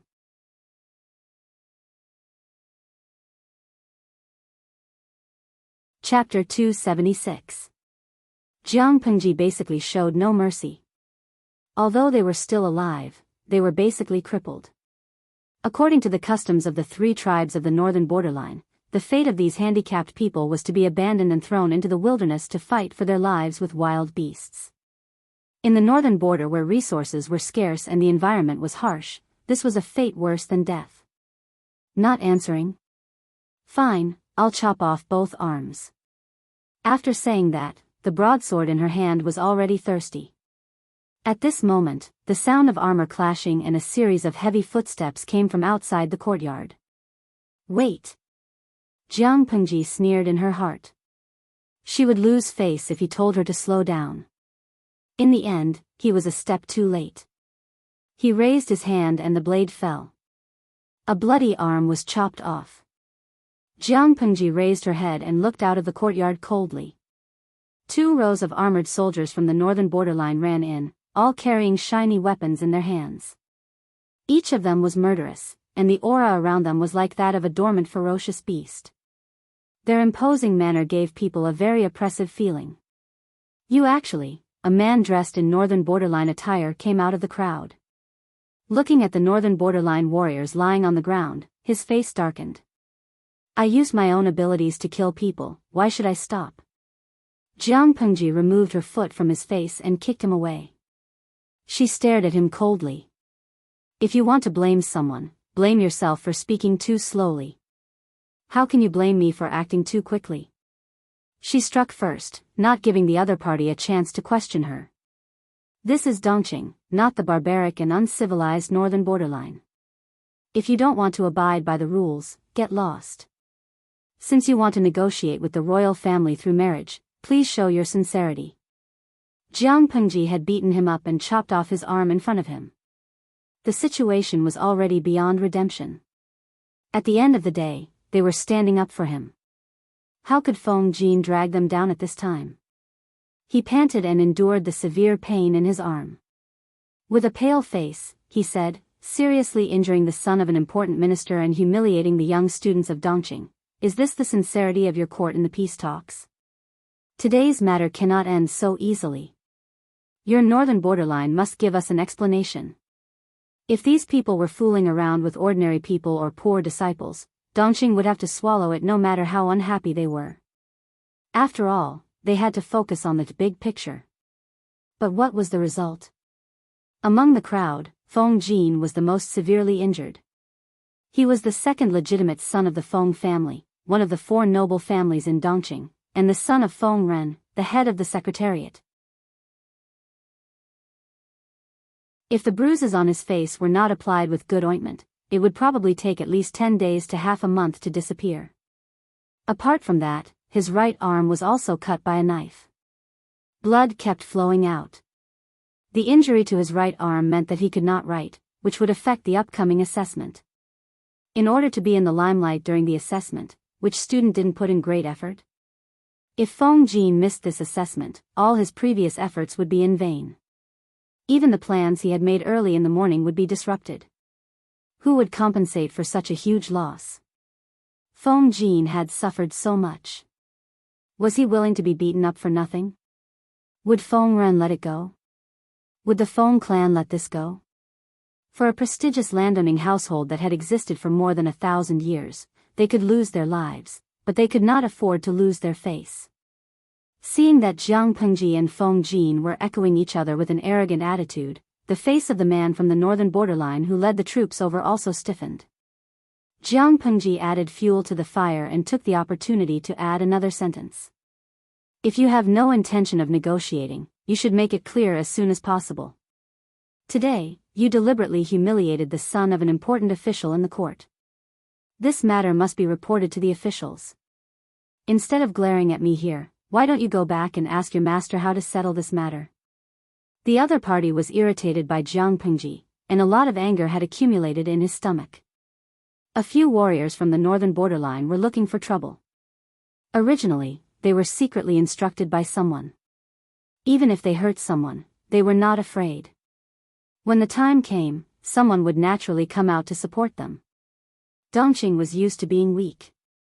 Even if it was for the sake of the overall situation, they had to swallow the loss this time. However, they never expected that the warriors from the northern borderline who came to look for trouble would not only bully others but be pressed to the ground and trampled on. The man from the northern borderline was the general of the northern borderline who escorted the princess. He had some status and prestige among the 3 tribes of the northern borderline. He should have led his troops over arrogantly with the intention of denouncing them, but now he was put in a difficult position by a teenager. Who do you think you are? You hurt the warriors of the northern borderline. You should pay the price.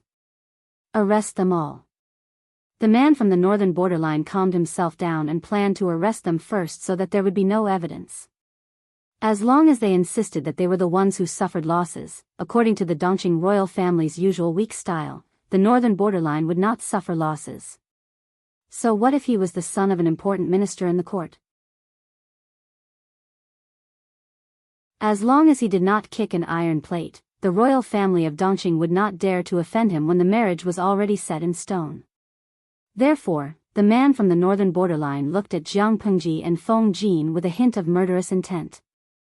It turned out that they did not kick an iron plate, but an iron wall. Wu Liba, who did you say you wanted to arrest? At that moment, Lu Shi's voice came from the crowd. The man from the northern borderline did not expect someone to be able to recognize his identity. He could not help but look in the direction of the voice. My son is right. This is Dongqing, not your northern borderline. If you don't want to come here without returning, then you better tuck your tail between your legs and behave. Otherwise, no matter how the other old farts try to protect you, I, Lu Zhongqing, will not let you walk out of the city gates of Shangjing. Feng Ren, who was a step behind, looked at his disheveled son with a gloomy face. He then looked at the arrogant people from the northern borderline and sneered coldly in his heart. He did not open his mouth to argue with the envoys from the northern borderline. Instead, he chose to ignore them and ordered someone to bring a medical officer over. Bandage your wounds. Later, you will enter the palace with me to meet the emperor. Feng Jin's face was pale and he nodded. Wu Liba was in a difficult position. His face turned the color of a pig's liver. He had originally come to embarrass others, but now he was humiliated instead. He was even thrown to the ground and stepped on twice by the other party. Next time, bring some brains with you when you go out. If you want to take others down a notch, you should first see if the other party is a cat or a tiger. Jiang Pengji stepped forward and clicked her tongue. She ignored his embarrassed expression. It's good that Huayu's arm is fine. If anything happens to it and causes it to be difficult to hold a pen in the future, Wu Liba, I don't want your lowly life as compensation. Be smart and break your arms as an apology. Wu Liba's face completely turned into ashes. He looked at Jiang Pengji with a murderous look. If it was anyone else, they would have been scared out of their wits, but she was Jiang Pengji. To put it bluntly, the number of people she had killed was more than the amount of rice he had eaten. This depends on whether the emperor of Dongqing agrees to it or not. After he finished speaking, Wu Liba left with his men. He did not care about the warriors from the northern borderline who were half dead on the ground. Looking at their backs as they left, Jiang Pengji suddenly slashed at the rockery at the side. Lu Shi sighed. Don't judge Wu Liba by his appearance as a brainless boor. In reality, he is a rare wise general in the northern borderline.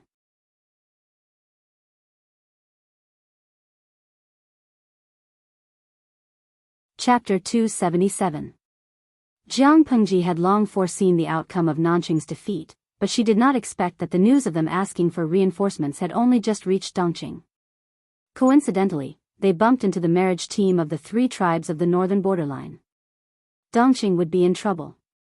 Although Dongqing and Nanqing had conflicts, they were still considered part of Great Xia, while the 3 tribes of the north borderline and the 4 tribes of Nanman were considered outsiders. In layman's terms, Dongqing and Nanqing were 2 sons of the same father. Even if they were separated, their bones were still connected. However, the 3 tribes of the north borderline and the 4 tribes of Nanman were foreign enemies who coveted their family property. In order to protect the family property of their ancestors, the 2 countries had to temporarily put aside their grudges and join forces. If Nanqing was really defeated by the iron cavalry of the 4 factions of Nanman, Dongqing would face the danger of being attacked from both sides by the 3 tribes of the northern borderline and the 4 factions of Nanman. The annihilation of the country was just around the corner. Therefore, Dongqing had no choice but to lend Nanqing troops to Dongqing. Both parties were interdependent. However, if they borrowed troops, it would definitely affect the military strength of Dongqing's border defense. The military strength used to resist the northern borderline would also be affected. The 3 tribes of the northern borderline had been at war with Dongqing for many years. They had always won more than they lost. Dongqing was courting death by promoting, emphasizing culture and restraining military force. It was foreseeable that after Nanqing came to borrow troops, Dongqing's military strength in the northern borderline would be thinned. It was no wonder that the envoy from the northern borderline was so fearless. Lu Shi sighed and said, "The 3 tribes of the northern borderline have been coveting Dongqing for a long time. I only hope that you are clear-headed and don't let the wolf into the house." Marriage is not a permanent solution, but it seems that it is too late. Feng Ren looked at his son with pity. His heart ached when he saw his son's pale face. He sneered coldly when he heard Lu Shi sigh. He despised the man sitting on the throne. Although Feng Ren knew that he would not get any justice in the palace this time, he still wanted to let the emperor know that the Feng family was not a pushover. Feng Ren cupped his hands and apologized to Lu Shi. Then he left with his son, whose wound had just been treated. His face was as cold as ice. After experiencing such a thing, many people no longer had the leisure to soak in the spring. Suddenly, someone patted Jiang Pengji's shoulder. "I didn't expect you to be so skilled in martial arts." It made one want to shout out in satisfaction. "I don't like those bastards either. It's just that I can't beat them up like you." It is said that the warriors of the northern borderline are fearless of death, but from what I see now, it seems that they are not as powerful as you. She resisted the urge to subdue him and turned her head calmly. It turned out to be the young man who had tried to get close to her before. Jiang Pengji warned him expressionlessly, for the sake of the words, "grandson of AB*TCH. I don't like people patting my shoulder from behind. If you're a stranger, I'm afraid you won't be able to keep your arm." The other party was stunned, and he withdrew his hand as if he had been electrocuted. "I didn't expect you to be so vicious at such a young age." As they were talking, the group returned to the Rose Courtyard Sky Room 1. Separated by a corridor, Jiang Pengji noticed a tall and slender figure in white standing in the corridor. The man's ink-black hair draped over his shoulders, faintly revealing his pale, tightly pursed lips and a slight chin. Perhaps he heard the footsteps, but he turned around slightly. His indifferent gaze swept around and fixed on Jiang Pengji. Jiang Pengji had fought with someone, so her clothes were inevitably stained with blood. If she didn't look relaxed, people who didn't know would think that the blood was hers. However, Wei Ci was very clear that this woman was not the one who was at a disadvantage.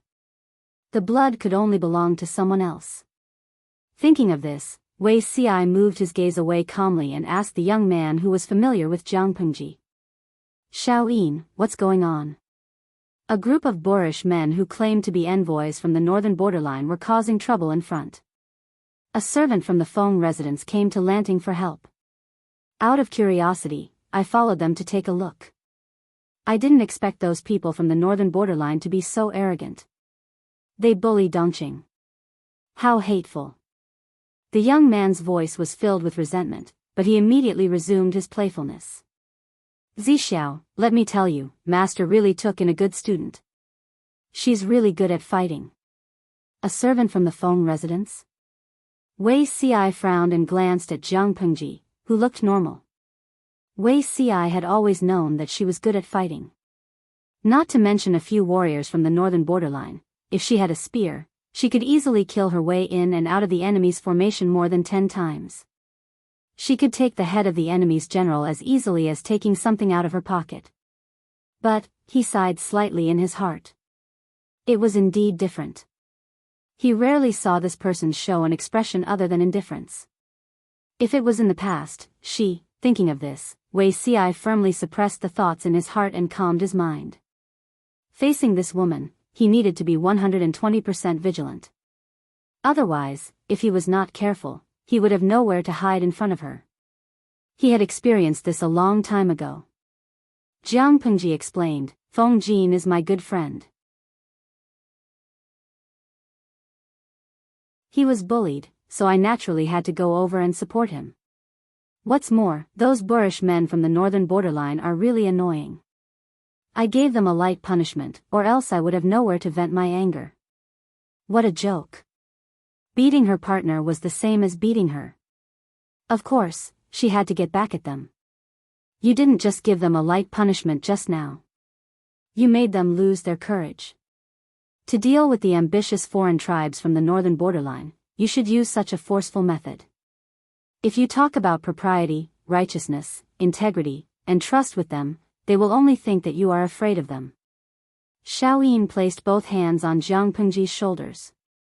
With an expression of experience, he said warmly, in the future, when we go to Langyi Academy, I will protect you.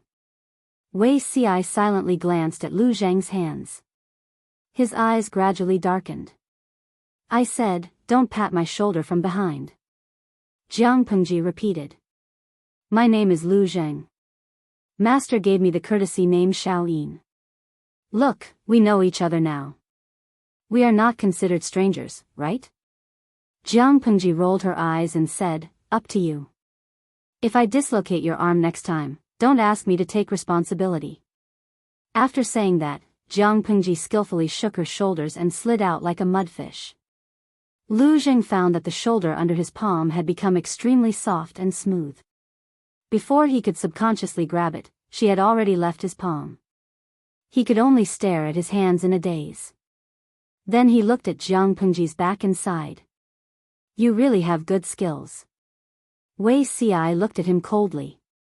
His eyelids slightly narrowed as he said, when martial arts practitioners reach a certain level, they will be highly vigilant of their surroundings. If an unfamiliar aura tries to approach them, it is extremely easy for them to unconsciously capture it. Xiaoyin, be more careful. Lu Zhang was startled. He suddenly realized that Wei Ci was saying that he was stupid. Zixiao, why do you also read such indecent novels from the streets? No matter how he looked at it, his words sounded like the standard of a wandering master in a novel from the streets. If you don't believe me, try approaching her when she's taking a nap. But if her arm is crippled, I won't take responsibility. Wei Ci knew that it was not a rumor from the streets. It was true. Hey! Wei Zixiao, you never have good intentions. I won't be fooled.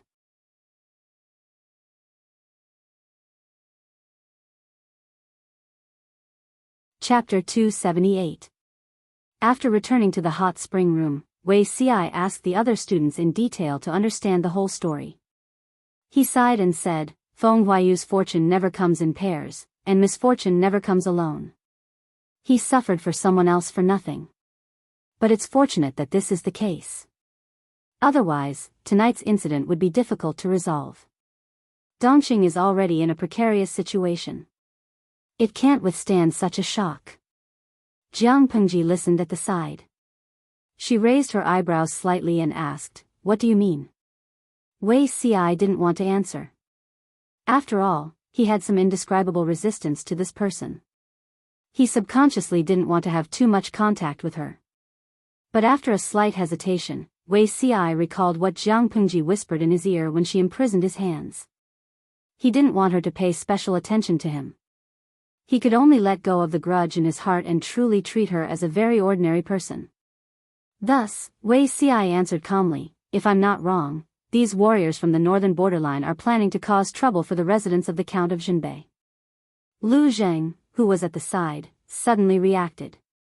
Yes, among the group of people just now, there was indeed a Lang Jun from the residence of the Count of Jinbei. The descendants of the Count of Jinbei have contributed a lot to Dongqing. They shed blood and shed blood. They were originally flourishing, but in order to guard the northern borderline, some of them died in battle, some died of illness. There aren't many seedlings left. Among the Langjuns today, the reclusive crown prince of Jinbei was also present. The descendants of the Count of Jinbei guarded the northern borderline and took the lives of many northern borderline warriors. Most of the descendants of the Count of Jinbei died on the battlefield at the hands of the generals of the northern borderline. The two sides have long formed a deep hatred. It's not surprising that they have a conflict when they meet. The descendants of the Count of Jinbei are few and far between, but they still hold a large number of troops. The emperor has been afraid of them for a long time and sees them as a thorn in his side. If anything happens to the crown prince, I'm afraid the three tribes of the northern borderline would probably wake up laughing even in their dreams. The emperor sitting high on the dragon throne might be angry on the surface, but he must be very happy in secret. I heard you say that there's a person called Wu Liba among the group of people causing trouble. He's one of the few wise generals in the three tribes of the northern borderline. He looks stupid and reckless, but he's actually very meticulous. Now that they were in the territory of Dongqing, no matter how arrogant they would not dare to act so recklessly. However, if the target is the crown prince of the residence of Jinbei Marquis, the emperor will be furious on the surface, but will secretly protect Wu Liba and his group. By doing so, he could not only satisfy the emperor's wishes, but he could also sow discord between the residents of Northern Marquis and the emperor, causing the two to completely turn against each other. The military power in the hands of the Count of Jinbei was too great. How could the emperor not know the ambition of the three tribes of the northern borderline? However, he was even more afraid that the residents of Count Jinbei would be overshadowed by their achievements. Lu Zheng felt a chill down his spine. Even though he had talked about the world situation with his classmates, he had never been as cold as he was now. The other point is also the reason why the three clans of the northern borderline are the most fearless. Nanqing's army was defeated like a landslide. Dongqing was bound to send reinforcements. At that time, the border of the northern borderline would be in danger. Now, I'm afraid the emperor is looking forward to the marriage even more. He hopes to temporarily stabilize the three tribes of the northern borderline by marriage, but he doesn't know that the northern borderline has been coveting Dongqing for many years. Why would they care about a weak marriage relationship? Jiang Pengji snorted coldly. What you mean by this is that the emperor may now favor the three tribes of the northern borderline and work hard to stabilize them with all kinds of generous conditions? It's not that it's possible, it's that they will definitely do so. Wei Xi sighed softly. He also had feelings for the royal family of Dongqing, but he couldn't stand the fact that they were too good at courting death. The more disappointed he was with the royal family of Dongqing, the more he missed the person who made him suffer for half of his life. Putting aside how shocking it was for a woman to ascend to the throne, at the very least, she was able to stabilize the country, prevent the people from being humiliated, prevent chaos in the court, and prevent the people from being anxious and fearful. Thinking of this, the pain he had suffered seemed to be nothing. The power of the emperor is not bestowed by the deities of heaven and earth. It comes from the people and the people of the world. Therefore, the emperor is light, but the people are heavy. As an emperor, if he destroys his reputation through marriage, struggles to survive by ceding land, exploits the people through tribute, and humiliates the country through reparations, how can he have the face to sit on the throne? The emperor should guard the gates of the country, and the emperor should die for the country. Now that he could do it all over again, he hoped that he could truly assist her for once, as a strategist and not as someone that even he despised.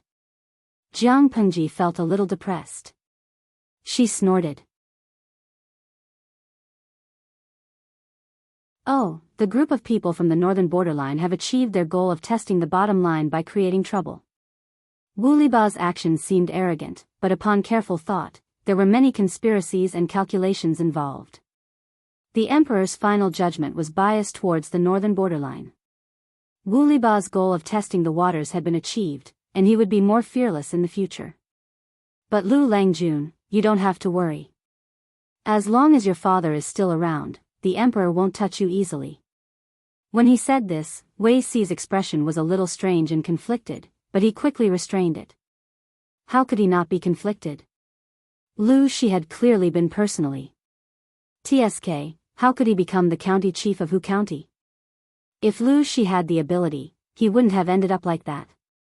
Wei Si didn't know what went wrong, but he didn't intend to investigate further because there was no need. He was very clear that people would change. From the moment things changed, everything that he knew would be useless. The right path was to be down to earth. Jiang Pengji was not happy about what Wei Si said. Only the weak needed to be protected by the strong. She was safe because of Lu Shi, which meant that she was not strong enough. Thinking of this, a strange light flashed in her eyes. An impulse arose in her heart, but she forcefully suppressed it in the end. Jiang Pengji smiled coldly and said meaningfully, "Oh, it's best if he doesn't touch me. If he dared to touch her, he would make the emperor regret crawling out of his mother's womb." Wei Si was silent. Seeing Jiang Pengji reveal an expression that he was familiar with, he was shocked to find that his hands were secretly sweating. Wei Si forced himself to calm down. Just as he was about to stand up and leave, Jiang Pengji suddenly asked him, "Is Zixiao very clear about the situation in the court?" He was about to say that he knew a little, but the ignorant Lu Jing directly exposed him. "Lanting, you don't know about this. Come, let me tell you." Zixiao's policy and political commentaries have always been very exciting.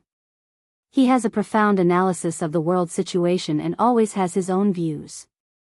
Sitting at home, he has long been aware of the situation in the outside world. Even my master said that he is not inferior to Premier Jiang of the previous dynasty. It's a pity that he is stubborn. I don't know what's bothering him, but he still refuses to accept my master as his disciple. Lu Zheng had placed Wei Si on a pedestal and praised him with all his might, but in the end, he said.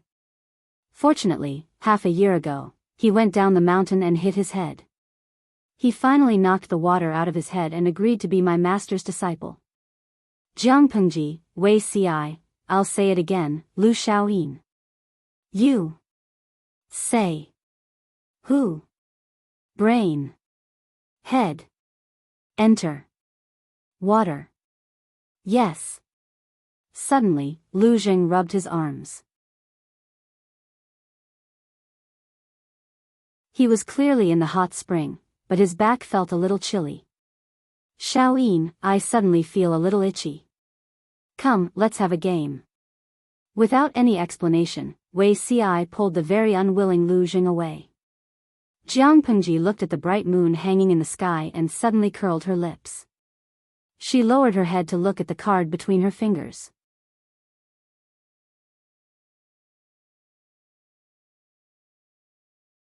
Chapter 279. Feng Ren and his son sat in the speeding carriage. The sound of the wheels was mixed with the bustling noise in the carriage, but it couldn't break the strange silence between the two of them. After a long time, Feng Ren sighed and said calmly, "Does your hand still hurt?" Feng Jin sat upright. His face was abnormally pale, and his lips were slightly blue. The wound on his right arm had been bandaged by the medical officer, but the blood had soaked through most of his sleeves and arms. It hadn't dried up yet, and the strong smell filled the entire carriage. He looked rather pathetic. "It doesn't hurt that much anymore." Feng Jin lowered his eyes and answered. He asked hesitantly, "Father, the emperor." Feng Ren interrupted him and said, "I'm afraid the emperor is determined to unite with the 3 tribes of the northern borderline by marriage to stabilize the war situation at the border. Even a child wouldn't bother to use such a naive scheme, but the emperor can't help him after all." Feng Jin didn't miss a word that his father said. The more he listened, the more nervous he became, as if a small drum was beating intensely in his heart. Did his father mean that he was ready to give up the hopeless Dongqing royal family? You were a little reckless today. If it weren't for Lu Zhongqing's strong martial arts, you wouldn't have just injured your arm. Feng Ren's voice was a little more pitiful and resentful. After all, it was his son who was injured, and the pain was in his father's heart. Feng Jin lowered his eyes and silently listened to Feng Ren's rebuke. He didn't like to stand out, but today he had a conflict with the warriors of the northern borderline and was even injured by them. Naturally, he had his reasons. If he went forward, he would at most be injured, but if the warriors of the northern borderline pointed their spears at the crown prince of the Count of Jinbei, someone might die. Everyone knew that there were hungry wolves in Dongqing. The Count of Jinbei was the last stronghold of Dongqing in the north. If something happened to the crown prince of the Count of Jinbei, who knew what those people would do? How arrogant would the three tribes of the northern borderline be? Maybe it was because of the family tradition. Feng Jin and Feng Ren usually didn't care who was the emperor. However, Feng Jin was still young and hot-blooded. He could not watch what happened today become the fuse for the downfall of the Count of Jinbei. When the time came, the three tribes of the northern borderline would no longer be able to stop them. They would be able to send their troops south and march straight into the hinterland of Dongqing, causing the people to be plunged into misery and suffering. Therefore, Feng Jin stopped the crown prince of Count Jinbei and went forward to face the provocation of those warriors from the northern borderline. He was defeated and was injured. If he hadn't been quick-witted and asked Jiang Pengji for help, it would have been more than just an arm injury. Thinking of Jiang Pengji, Feng Jin's expression softened a little and he felt a little more warm. At this moment, he somewhat understood what it felt like for a ranger in a common story to be willing to risk his life for the sake of his brother. Feng Ren changed his tone and said somewhat angrily. However, have you ever thought about what would happen if that brat's martial arts skills aren't good enough and he gets implicated because of you? Feng Jin was speechless. He was about to say that Jiang Pengji's martial arts skills were excellent, but Feng Ren did not give him a chance to speak. Forget it. I owe Lu Zhongqing a favor this time. I'll find a chance to repay him in the future. For a moment, the carriage returned to silence. Feng Ren closed his eyes and could not help but start to think about what to do next. The current royal family of Dongqing was like mud that couldn't be helped. In order to take back the power in the hands of the aristocratic families, that man made even more foolish moves.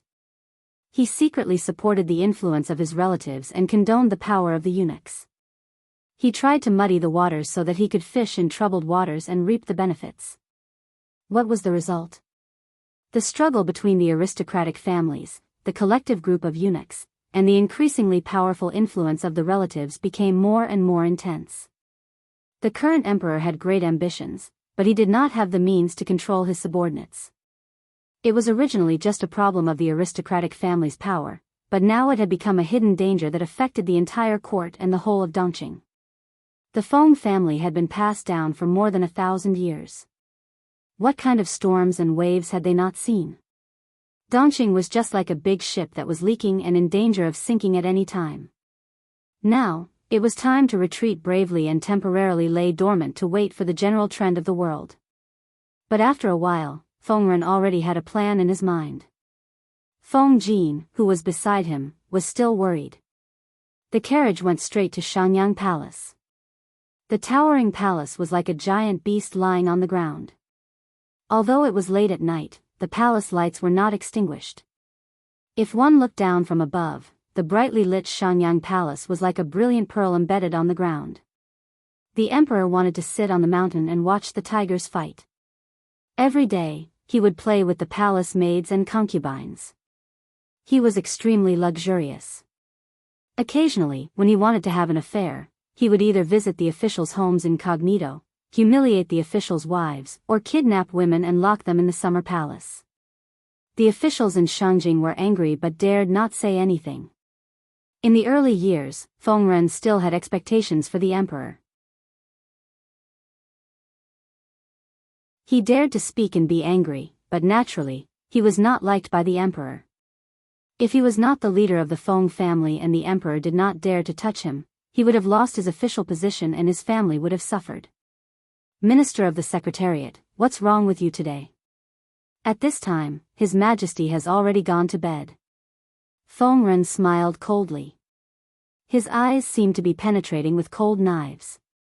His tough attitude was completely different from his usual good guy image. Feng Ren waved his sleeves angrily. Gone to bed early? Assistant Lu, you can talk to a 3-year-old kid, but it's not enough to deal with me. You and I know what kind of person His Majesty is. If I don't see His Majesty today, I won't leave. Decadent sounds had already come out of the palace, and the air was filled with an extremely extravagant smell. Did he tell him that the emperor had already gone to bed? Did he really think that he, Feng Xianda, was a 3-year-old kid? Assistant Lu had lost his virginity since he was a child. His voice was extremely shrill, and his appearance was neither male nor female.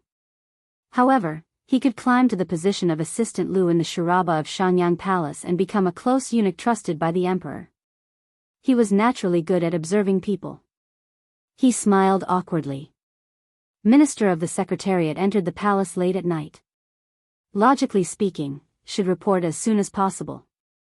However, His Majesty has been working hard for the affairs of the northern borderline recently, and he often gets angry. It's also very difficult for me. Why don't Minister of the Secretariat secretly tell me that if the matter you entered the palace to report is really important, I'll report it for you even at the risk of being punished by His Majesty. Normally, Feng Ren would definitely be so angry that he would leave when Assistant Lu put him in such a difficult position. He didn't want to argue with a eunuch. But today, he answered with a cold smile, resign. Assistant Lu's face changed dramatically. He said, what happened? How did you make Minister of the Secretariat so angry? Resignation is not a trivial matter. Once it's said, it's hard to take it back. Why did you? Feng Ren said with a cold face, it seems that His Majesty is really asleep. I won't disturb him. I'll write to His Majesty tomorrow. Assistant Lu didn't dare to stop him. He quickly said that he would go in and report. No matter how stupid he was, he knew that Feng Ren's resignation at this time was tantamount to adding fuel to the fire. Feng Jin secretly looked at the luxurious and exquisite Shanyang Palace, and then looked at the arrogant Assistant Lu. A chill spread in his heart. Feng Ren said coldly with a fake smile, then I'll have to trouble Assistant Lu.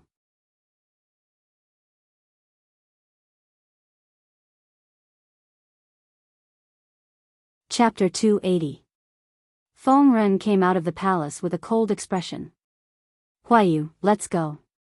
Feng Jin secretly glanced at his father and then listened to the sounds of things being smashed and the terrified screams of the palace maids. After hesitating for a while, he decisively followed his father's footsteps. He was extremely disappointed in the emperor and had completely given up.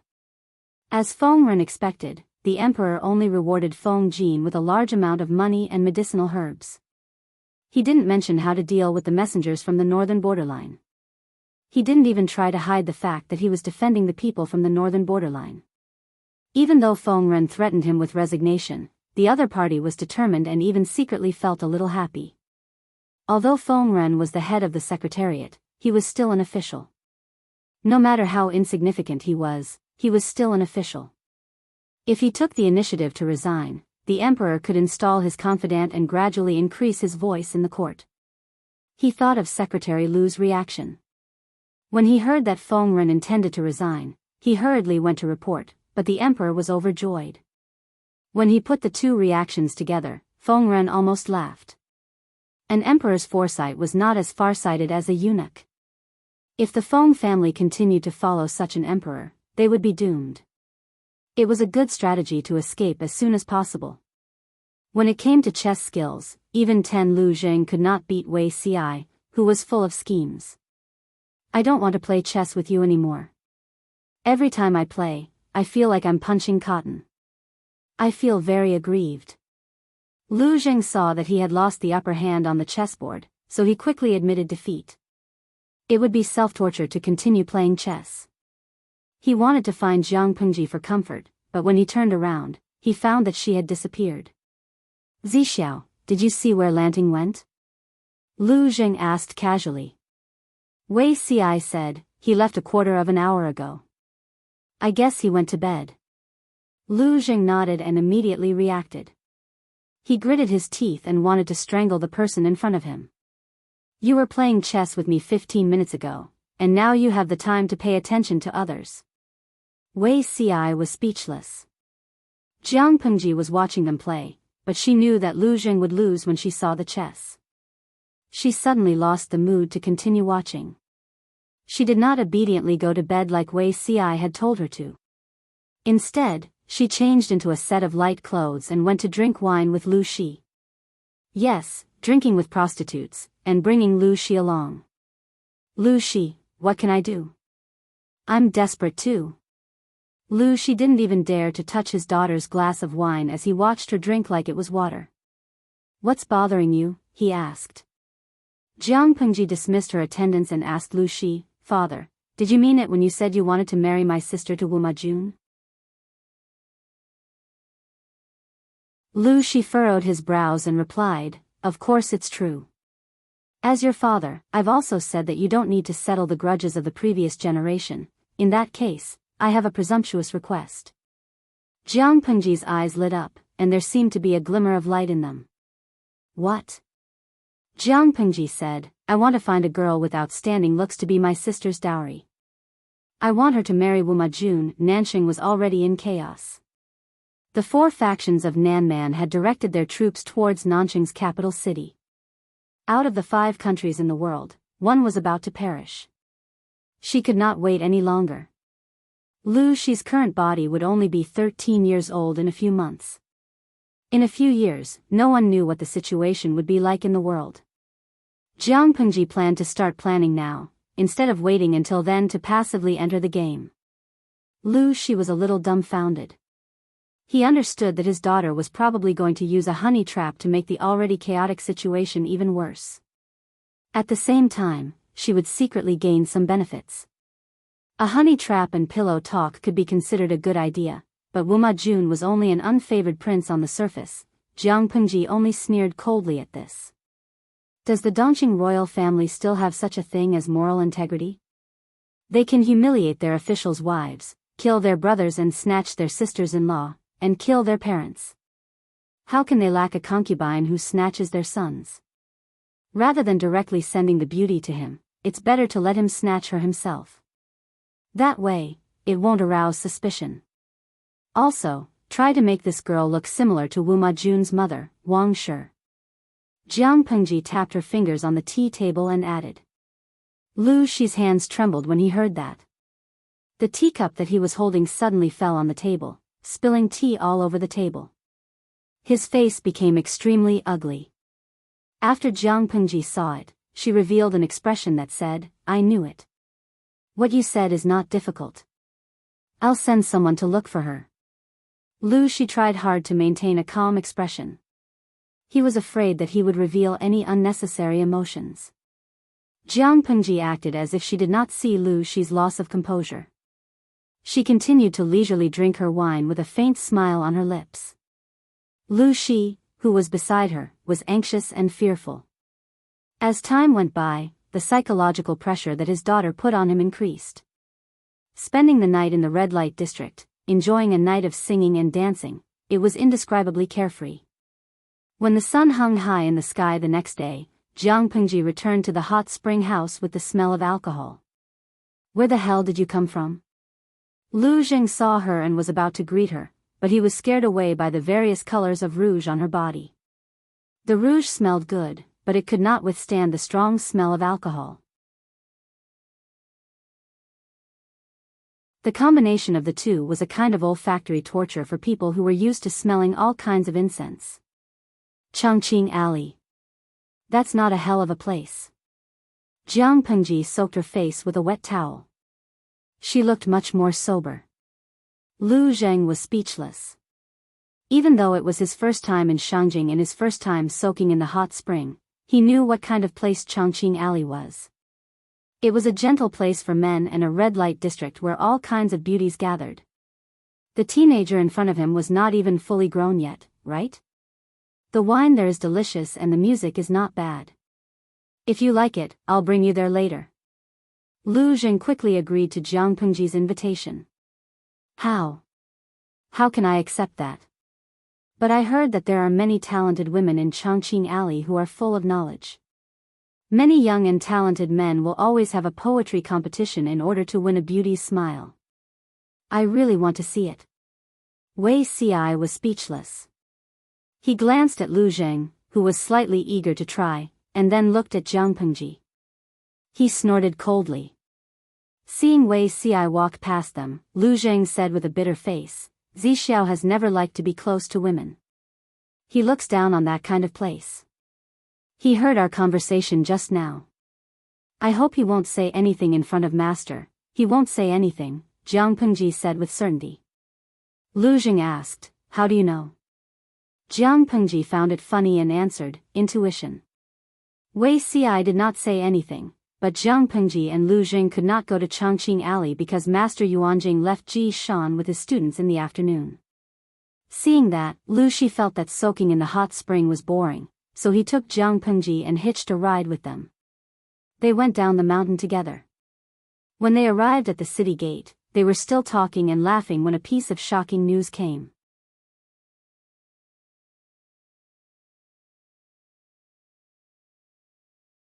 Chapter 281. Wait, why did something happen to the crown prince of the Count of Jinbei? Jiang Pengji sat in the carriage and watched the bullet screen in boredom to kill time. Occasionally, she chatted with the audience. Her sensitive ears heard the whispers of passers-by outside the carriage. She suddenly perked up and hurriedly lifted the curtain of the carriage, jumping out to inquire. This series of actions almost scared the people in the carriage and the coachman. The latter hurriedly pulled the reins and stopped the carriage. Lanting, how can you be so reckless? What if you accidentally hurt yourself? Lu Shi was so frightened by Jiang Pengji's action of jumping out of the carriage. When he came back to his senses, he found that his back was drenched in cold sweat. Jiang Pengji turned her head and said that she was fine. At the same time, she grabbed the commoner who was gossiping just now and repeated the previous question. Why did something happen to the crown prince of the Count of Jinbei?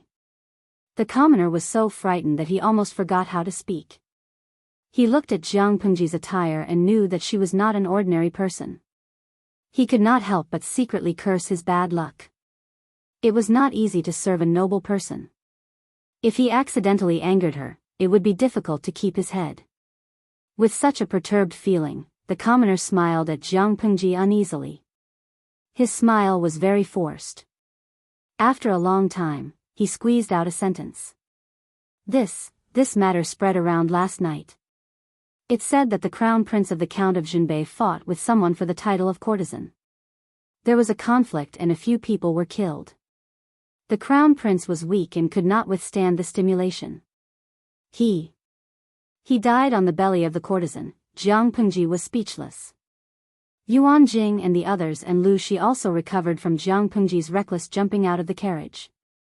They understood the reason for her loss of composure and their faces all turned cold. Wei Ci sighed and said, Feng Huayu's good intentions were wasted by the crown prince of the Count of Jinbei. In order to control the situation, Feng Ji knew that the people from the northern borderline wanted to find trouble with the crown prince of the Count of Jinbei. Instead, he confronted them. Not only was he beaten up, but his right arm was also injured. He did not have the chance to participate in the assessment that was about to begin and missed a great opportunity to rise rapidly. The crown prince of the residence of the northern marquis was unaware of the danger. Instead of obediently going to bed at night, he ran off to compete with others for the title of top beauty. Beside him, Lu Jing glanced at Wei Ci, who was in the same carriage. There was a puzzled look in his eyes. He said strangely, from what Zixiao said, you're blaming the crown prince of the Count of Jinbei for this matter. Could it be that there's nothing fishy about the northern borderline? Wei Ci smiled and said, you may not know this, but this crown prince of the Count of Jinbei was originally the son of a concubine and was not favored. However, the bloodline of the Count of Jinbei was declining. Most of the young men died on the battlefield, and the crown prince who had been established before died at a young age, not even leaving behind an heir. As a result, the position of the crown prince of the residence of Northern Marquis was given to the son of that concubine. It was impossible for a bastard son to be made a crown prince in an ordinary family. However, this bastard was already the only child, and the residents of Count Jinbei had no choice. Not only that, this bastard's son was congenitally deficient. He had some defects since he was born in his mother's womb, and he was prone to illness.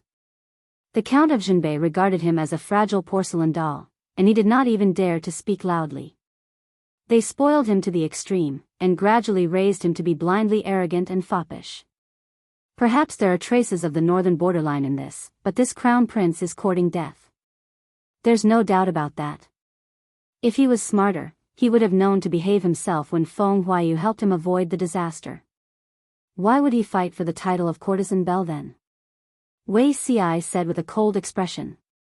He did not care at all what kind of crisis the death of the crown prince would bring to Dongqing. On the other side, Jiang Pengji asked about the details in detail. The commoner did not know any of this, and he immediately put on a bitter face. Lang Jun, I'm just here to join in the fun. I heard about this from other people's idle chatter. How would I know what those big shots said and did? Even if you ask me, I can't answer. Jiang Pengji looked at the commoner and sighed in disappointment. She turned around and returned to the carriage. Lu Shi glanced at Jiang Pengji and said in a low voice, "Don't worry. When we arrive at the Feng residence, I'll send someone to inquire about it in detail. Since this matter has caused such a stir that even the commoners are talking about it, it must be quite a big deal. It shouldn't be difficult to find out." Jiang Pengji nodded, but she still looked a little absent-minded. Lu Shi and his son temporarily stayed at the Feng residence, while Master Yuanjing and his students stayed at another residence on the other side of Shangjing. The two groups of people did not go the same way. Once they entered the city, they naturally separated. Lu Shi asked about the place where Master Yuanjing and his people were staying. He politely said that he would bring his son to pay a formal visit to Master Yuanjing after the matter was settled. After all, he was his daughter's teacher in the future, and basic respect was still necessary. Master Yuanjing did not care about these customs. He said to Wei Ci, "Now that the situation is tense, Shangjing is in a state of panic. I don't know what the northern borderline bandits will do. Send County Chief Lu on my behalf so that I can be at ease." Wei Ci's expression did not change. He nodded and agreed, but he did not agree with it. As long as Lu Shi was with Lu Shi, whoever came to cause trouble would be courting death. Why would he need to escort them? They drove to the Feng residence in a low-key manner and did not encounter any accidents. Su Ke had been waiting at the door since he received news that Jiang Pengji was coming back. He saw the familiar carriage from afar and finally let out a long sigh of relief. He did not know why, but he felt that he could not let his Lang Jun out of his sight. Otherwise, she would cause trouble. However, when he went forward, the first person to get out of the carriage was an unfamiliar face. Wei Ci was speechless. Su Ke looked puzzled, and a hint of surprise flashed in his eyes. If Wei Ci was not wearing a scholar's robe and was dressed as a man, he would have thought that he was a girl just by looking at his face. After Wei Ci got out of the carriage, Jiang Pengji followed. Su Ke could still smell the faint fragrance of wine on her. "Xiaoyu, many things happened last night for you to not go to Jishan. You did not go, and you missed a lot of good things." Su Ke looked like he had nothing left to live for. He knew that if he let his Lang Jun run around, he would definitely run into some messy things. Before he could calm down, he heard the sound of jade beads falling on a plate. It made his scalp tingle. Xiaoyu? Wei Ci's eyes fell on Su Ke. He murmured softly with some doubts. His voice, which was neither too soft nor too loud, fell into the ears of others. It was like a bunch of feathers gently tickling the sensitive earlobes. It made people have goosebumps, and they could not help but blush. Well, Su Ke blushed. Jiang Pengji was speechless. She did not expect Su Ke to have a problem with his voice. "Do you know me?"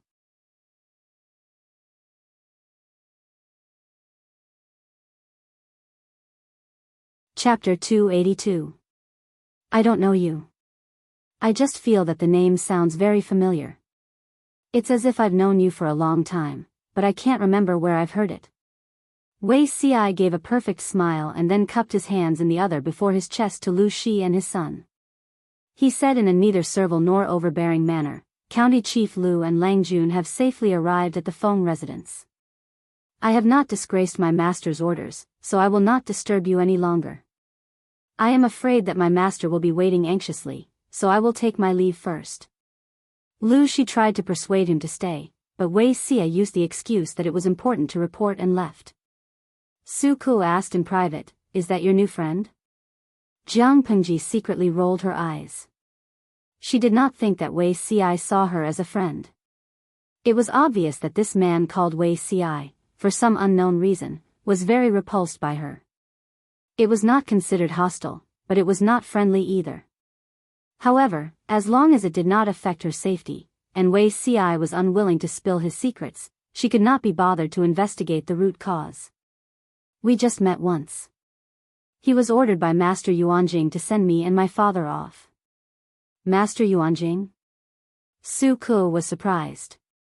Did his Lang Jun mean that he met the famous Master Yuanjing when he went to Ji Shan's hot spring last night? He was the idol of many young people in Dongqing, and Su Ku was no exception. Is Lang Jun Master Yuanjing's disciple? Su Ku asked with a competitive look in his eyes.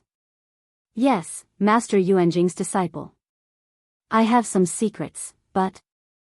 Jiang Pengji smiled and said confidently, one can only be a thief for 1,000 days. How can one guard against a thief for 1,000 days? I want to see how long he can keep the secret in his stomach. Su Ku was confused. He didn't know what his Lang Jun meant. More importantly, why did Lang Jun describe him as a thief? On the other side, Wei Ci was having a headache. Meeting Jiang Pengji yesterday was already outside of his plan. He did not expect to meet Su Ku today. What was even more horrifying was that Su Ku was actually by His Majesty's side at that moment. Did the sun rise from the west? Thinking of Su Xiaoyu, whom he had met before, and recalling the face he had just seen, Wei Ci felt conflicted. He felt that there was something wrong with the way he woke up. When did Her Majesty and Lu Shi have such a good relationship? When did Her Majesty know Feng Jin at such a young age? Since when was Su Ku truly willing to serve His Majesty? In fact, it was not the way he woke up that had a problem. It was the Emperor who had a problem.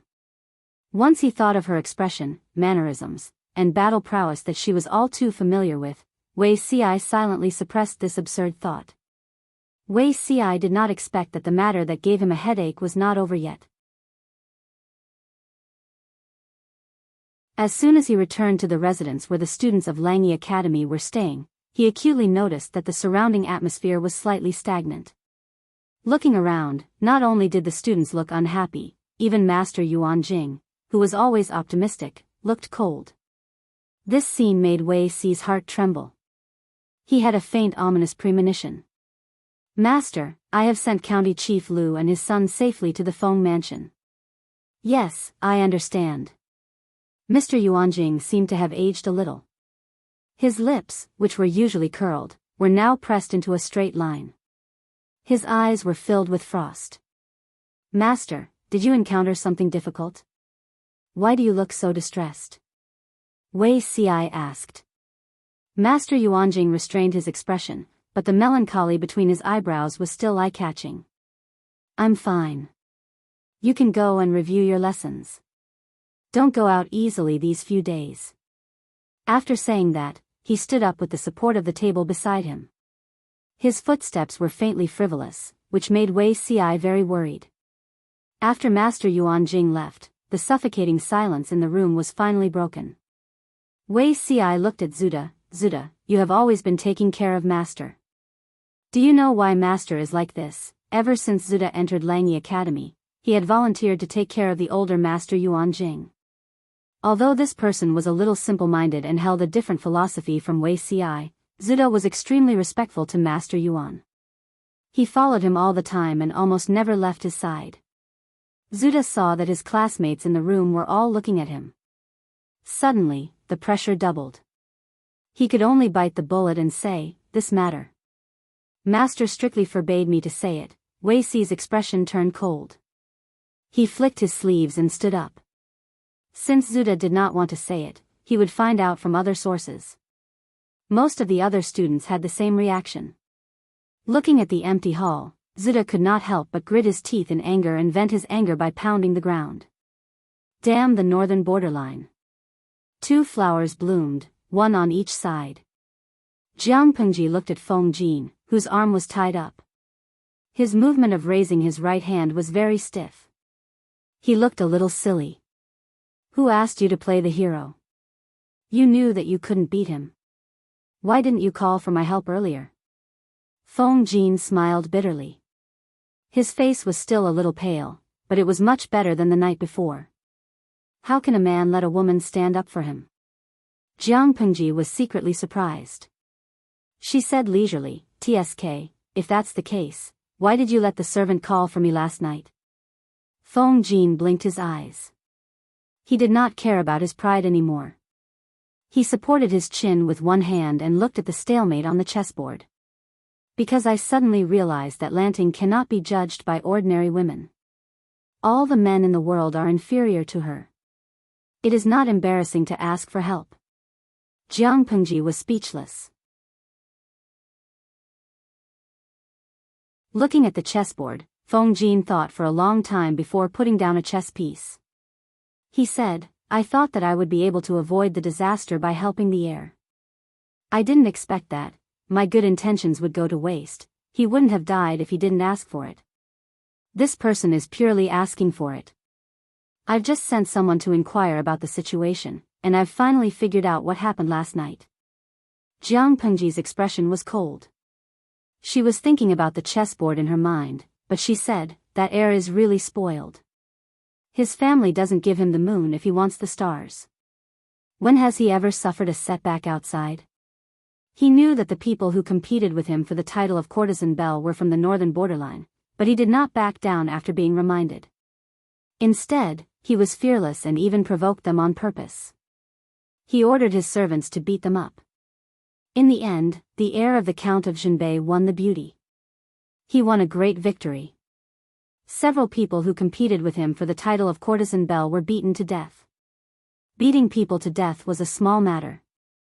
Among those who were beaten to death, one of them had a high status in the northern borderline. That was a headache. Now the northern borderline was unwilling to let go of this matter. They wanted an explanation from Dongqing. According to Feng Jin's experience, the emperor was now biased towards the northern borderline. As long as it did not endanger his throne, they could consider any conditions. At that moment, Lu Shi brought back terrible news. They had found a scapegoat. Coincidentally, it was someone Jiang Pengji knew, which was beyond everyone's expectation. It turned out to be Han Yu, one of Master Yuanjing's disciples. How did Han Yu get involved in this matter? Although Jiang Pengji was smart, she still could not figure it out. It had nothing to do with Han Yu. Even if they wanted to find a scapegoat, they couldn't just randomly find one.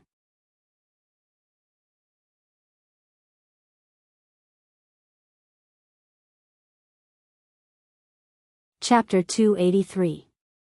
Han Yu was really unlucky. Yesterday, he managed to persuade Qing Jing to go to Ji Shan's hot spring with him, but they didn't know which hot spring Yuanjing and the others went to. They had no choice but to send someone to ask, so they wasted a lot of time and happened to run into the prince of the Count of Jinbei. In terms of blood relations, Han Yu was not related to the prince of the Count of Jinbei. But if they were to be calculative, the two of them were still related. The prince of the Count of Jinbei was the son of a concubine, so his status was slightly higher when he was invited to be the prince, so he was raised by his legal mother. Unfortunately, the legal mother was Han Yu's father's sister, so she was Han Yu's aunt. He knew that his aunt didn't like the son of a concubine, but she had to be nice to him for the sake of the Count of Jinbei. Han Yu thought about his aunt and was aware of the current situation in Dongqing. He was afraid that something bad would happen to him, so he tried to persuade him. The prince of the Count of Jinbei was arrogant and spoiled, but he still knew how to be respectful to Han Yu. However, it was useless to be respectful. Although he said that he wouldn't do anything stupid, his body still went to the brothel. Qing Jing snorted at that place and didn't go. Han Yu felt a little uneasy, but he couldn't stop the prince, so he followed him. He hoped that nothing bad would happen with him watching. Coincidentally, the courtesan queen was selling her virginity at a high price. The courtesan queen was so beautiful that the prince of the Count of Jinbei was attracted to her. He wanted to buy her virginity at a high price, but unfortunately, he ran into the spoiled nobles of the northern borderline, so the two sides got into a fight. The prince of the Count of Jinbei killed someone in the chaos because he had the advantage in numbers. Han Yu tried to stop him, but he was accidentally injured. It didn't matter if he was accidentally injured or not. What mattered was that the prince of the Count of Jinbei died in the belly of the courtesan queen, but the northern borderline didn't want to let it go. They insisted that it had something to do with Han Yu and dragged him into the mess, hoping that Dongqing would hand over Han Yu and give them an explanation. Jiang Pengji suddenly asked after listening to Lu Shi's story. "Father, did anyone expose Han Yu's identity last night? For example, did they say that he was Master Yuanjing's disciple?" Feng Jin listened carefully at the side. He was deep in thought. When Jiang Pengji asked, he suddenly understood. "Lanting, do you mean that the northern borderline is targeting Master Yuanjing by holding on to Han Yu?" Jiang Pengji nodded and said with certainty, "The crown prince of the Count of Jinbei died suddenly in such a manner. He died a dishonorable death. The northern borderline should be very satisfied." But they didn't stop. Instead, they pushed Han Yu to the teeth of the storm and made things difficult for him. Of course, they have other plans. Han Yu was not a sensitive person like the prince of the Count of Jinbei. Why would the northern borderline target him for no reason? Jiang Pengji's conjecture made sense. Lu Shi remembered something after being reminded by her. Mr. Yuanjing had a war of words with the barbarians of the three tribes of the northern borderline. He argued for what was right and took back the three cities. The peace envoy sent by the northern borderline was called Wu Liser. He was one of the few barbarians who liked to read. It was just that this person was obstinate and self-opinionated. He had no respect for anyone. After reading a few classics and historical collections, he felt that he was well versed in the culture of the Central Plains. He was the one who suggested that the royal court of the northern borderline negotiate with Dongqing. He offered 3 more cities, surrender, and annual tribute coins. He was not good at learning and was blindly arrogant. He gambled with Mr. Yuanjing and lost the 3 cities. He was so angry that he died. When Jiang Pengji heard the name Wu Liser, she suddenly thought of the barbarian general Wu Liba whom she had met before. Lu Shi seemed to see the doubt in her eyes. He suddenly smiled. Wu Liser is Wu Liba's uncle. Their tribe is called the Wise, in the northern borderline. They serve the royal court as strategists or generals. In the northern borderline, people eat raw meat and drink blood. They are backward and barbaric. They also advocate looting. Few people have brains. When Dongqing was founded, they didn't take them seriously. But the recent 2 generations of the royal family of the northern borderline are quite courageous. They gradually realize the importance of brains, so they focus on promoting the wise. I guess they still bear a grudge against Wu Liser's death. Lu Shi had always looked down on the 3 tribes of the northern borderline. He also didn't think that they could rule the Central Plains because the ratio of muscles in their brains was too high. A tribe that only knew how to destroy civilization but didn't know how to preserve, create, or continue civilization was destined to be inferior. Feng Jin listened carefully. His eyebrows were tightly knitted. So, the northern borderline wants to make things difficult for Mr. Yuanjing? Lu Shi said, they probably want to show off. Wu Liser was known as the wisest person in the northern borderline. There were even rumors that he was the reincarnation of Civil Star. He enjoyed a very high reputation in the northern borderline. If he wasn't so confident and determined that he would win, why would he be willing to bet the 3 cities with Mr. Yuanjing? In the end, Wu Liser almost couldn't fight back. The northern borderline's face was swollen. It was a small matter that his face was swollen. Wu Lisir was so angry that he vomited blood on the spot. After he went back, he was depressed and died of anger within a few days. Mr. Yuanjing trampled on the faces of the 3 tribes of the northern borderline. He was able to live peacefully in Langyi. It was a skill. Feng Jin said worriedly, so, Han Yu and Mr. Yuanjing. Won't they be in danger? The northern borderline obviously wanted to take this opportunity to get back at them. Even if they didn't kill Mr. Yuanjing, they would kill Han Yu or kill both of them to ruin their reputation. For scholars, reputation and dignity were far more important than their own lives. Not to mention Mr. Yuanjing, who was a famous teacher in the 9 prefectures. Compared to Feng Jin's worries, Jiang Pengji looked calm. She seemed to be enjoying a good show. She said, Huayu, do you think Mr. Yuanjing will be troubled by such a small thing? He has been famous for many years. Although she had only met Mr. Yuanjing a few times and he seemed to be just an ordinary middle-aged man with profound knowledge and a kind personality, Jiang Pengji had always been a good judge of character. Although Mr. Yuanjing's appearance was getting old, his eyes were still young and full of vitality. Feng Jin was speechless. Jiang Pengji said with certainty, I believe that Mr. will solve this problem beautifully. In less than 3 days. Why 3 days? Because the evaluation would start in 3 days, and Han Yu would also have to participate. Unless Feng Jin was so unlucky that he hurt his hand and couldn't write, Mr. Yuanjing would never let his beloved disciple miss such an important life event. If he couldn't even do this, it would be a waste of the high praise and affirmation of the people in the world. Jiang Pengji also felt that there was no need for her to study under such a teacher.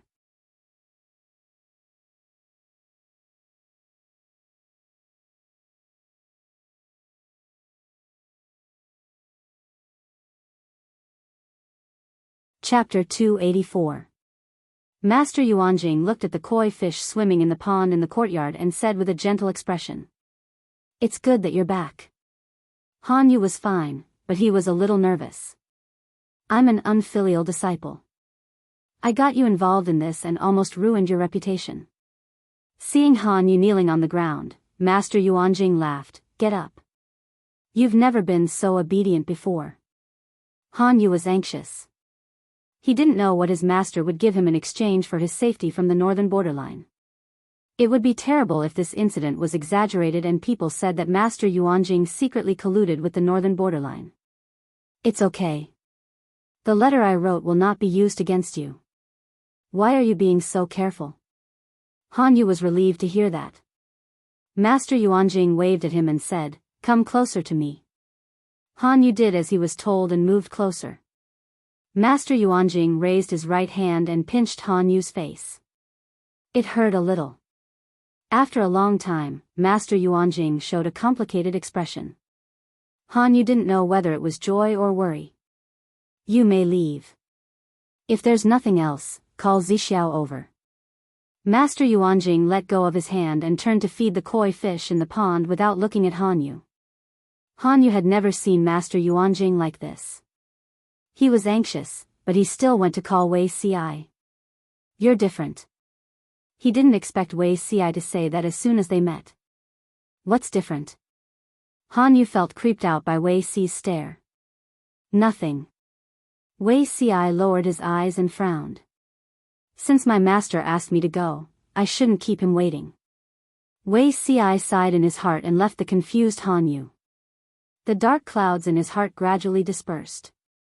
Han Yu was puzzled, why are they all so strange? The world is so big and full of strange things. The same person can change so much in just a few days. I feel like I've lived for decades in vain. Master Yuanjing noticed Wei Ci as soon as he approached. He said with emotion, Zixiao, do you think this disaster is a blessing or a curse? Wei Ci said, For Dongqing, it's a disaster, not a blessing. For Wenbin, it's a blessing, not a curse. The accidental death of the Crown Prince of Zhenbei Marquis was completely out of Wei Ci's expectations. He did not need to think to know that after this fuse was lit, Dongqing's situation in the next few years would be very grim. The pace of the chaotic world coming was much earlier than he remembered. Fortune and misfortune go hand in hand. Dongqing was unlucky, but Han Yu was lucky. Wei Ci had left Dongqing a long time ago, but he had kept in touch with his classmates through letters, so he more or less knew what had happened to them. Han Yu bore the misfortune of having his entire family wiped out. Based on his physiognomy alone, he was lacking in fortune. The inner courtyard had a calamity of love, and the palace of husband and wife was in decline.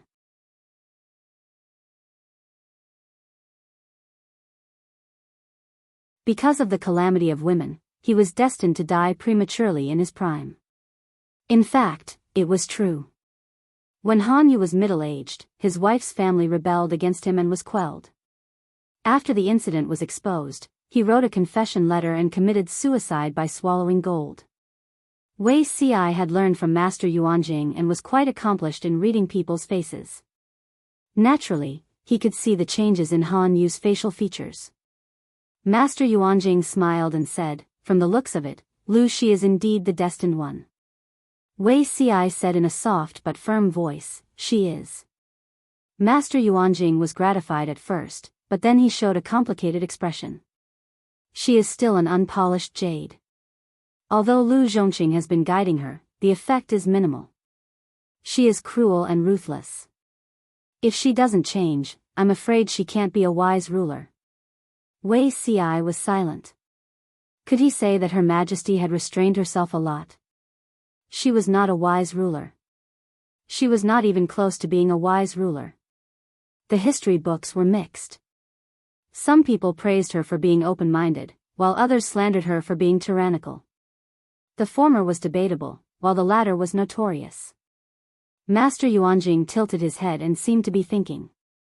For a man in his 40s or 50s, this action was suspected of maliciously acting cute, but it complimented the person who was unusually young and energetic. Wei Ci said softly, "She is an unpolished jade, not a stubborn stone. No matter how much a stubborn stone is polished, it is still a stubborn stone. But an unpolished jade is different." He didn't know what had changed, but he could see the changes in Jianghu. Master Yuanjing smiled kindly after hearing that. He raised his hand and knocked on Wei Ci's head. "You don't mean what you say." Wei Ci lowered his head and looked embarrassed. The news that Han Yu was out of danger had spread throughout Shangjing. Those who paid close attention to the matter had received the news. "I wonder what Master Yuanjing wrote that made the northern borderline give in so easily." Feng Jin, the wounded man, had a comfortable life. Although he was a little depressed that he couldn't participate in the assessment, he quickly adjusted his mentality. While others were still writing furiously and reading through the night, he was drinking wine and fighting with Jiang Pengji on the chessboard.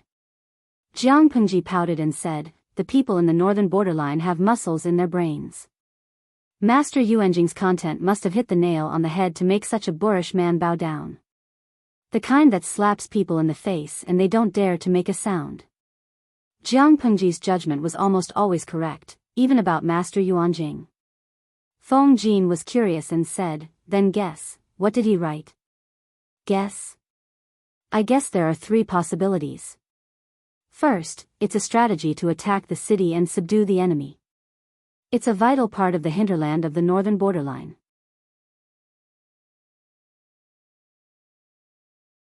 But no matter how wonderful the strategy is, it needs to be executed by the military force.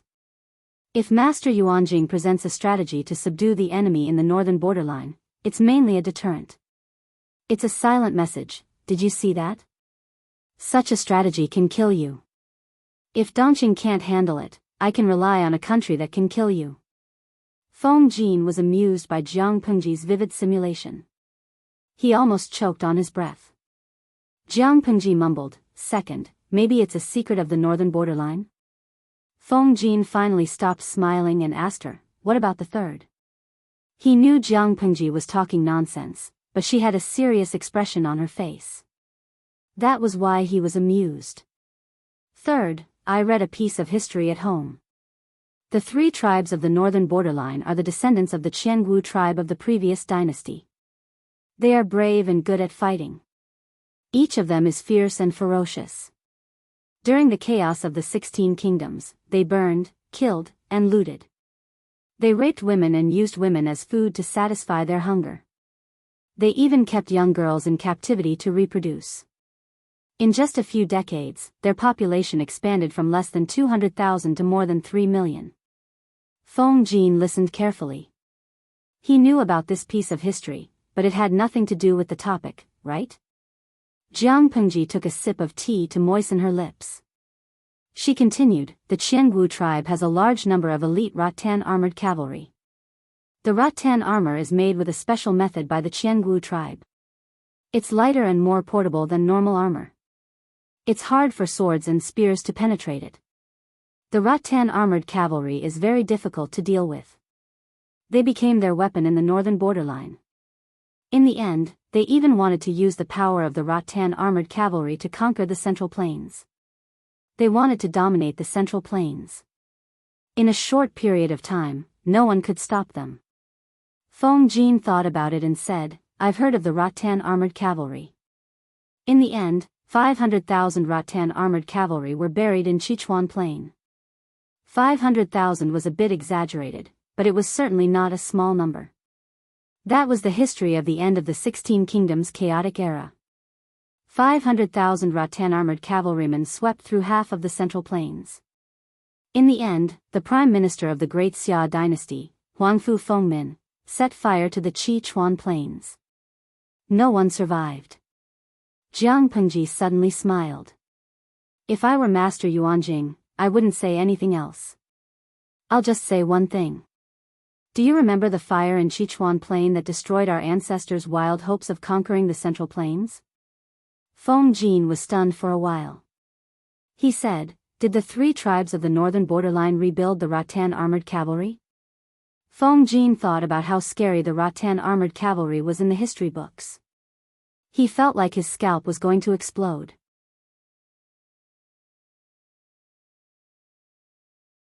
Although the northern borderline was not a good place, it was rich in high-quality horses. It was not difficult to build a surprise army. Dongqing's terrain was flat. If the rattan armored cavalry broke through the northern borderline's defense line and entered the hinterland of Dongqing, it would be impossible to stop them. Jiang Pengji shook her head. She recalled the warriors of the northern borderline. Their armor was strange. She could not figure out what the problem was. She went back and flipped through the books that Qing Cheng had collected. When she saw the history of Sichuan Plain, she remembered. Jiang Pengji said, the rattan armored cavalry's weakness is too obvious. The Jianghu tribe fell because of it. How could the 3 tribes of the northern borderline be so stupid? In fact, according to Jiang Pengji's observation that night, the rattan armor that the 3 tribes of the northern borderline created did not seem to be very afraid of fire. If Master Yuanjing did that, it would at most be a warning to them. You're too young to play games with me. Feng Jin was speechless. You're tuning into the Biyao's Wuxia Chronicles YouTube channel. Don't forget to subscribe and join us on this journey to catch the most captivating stories.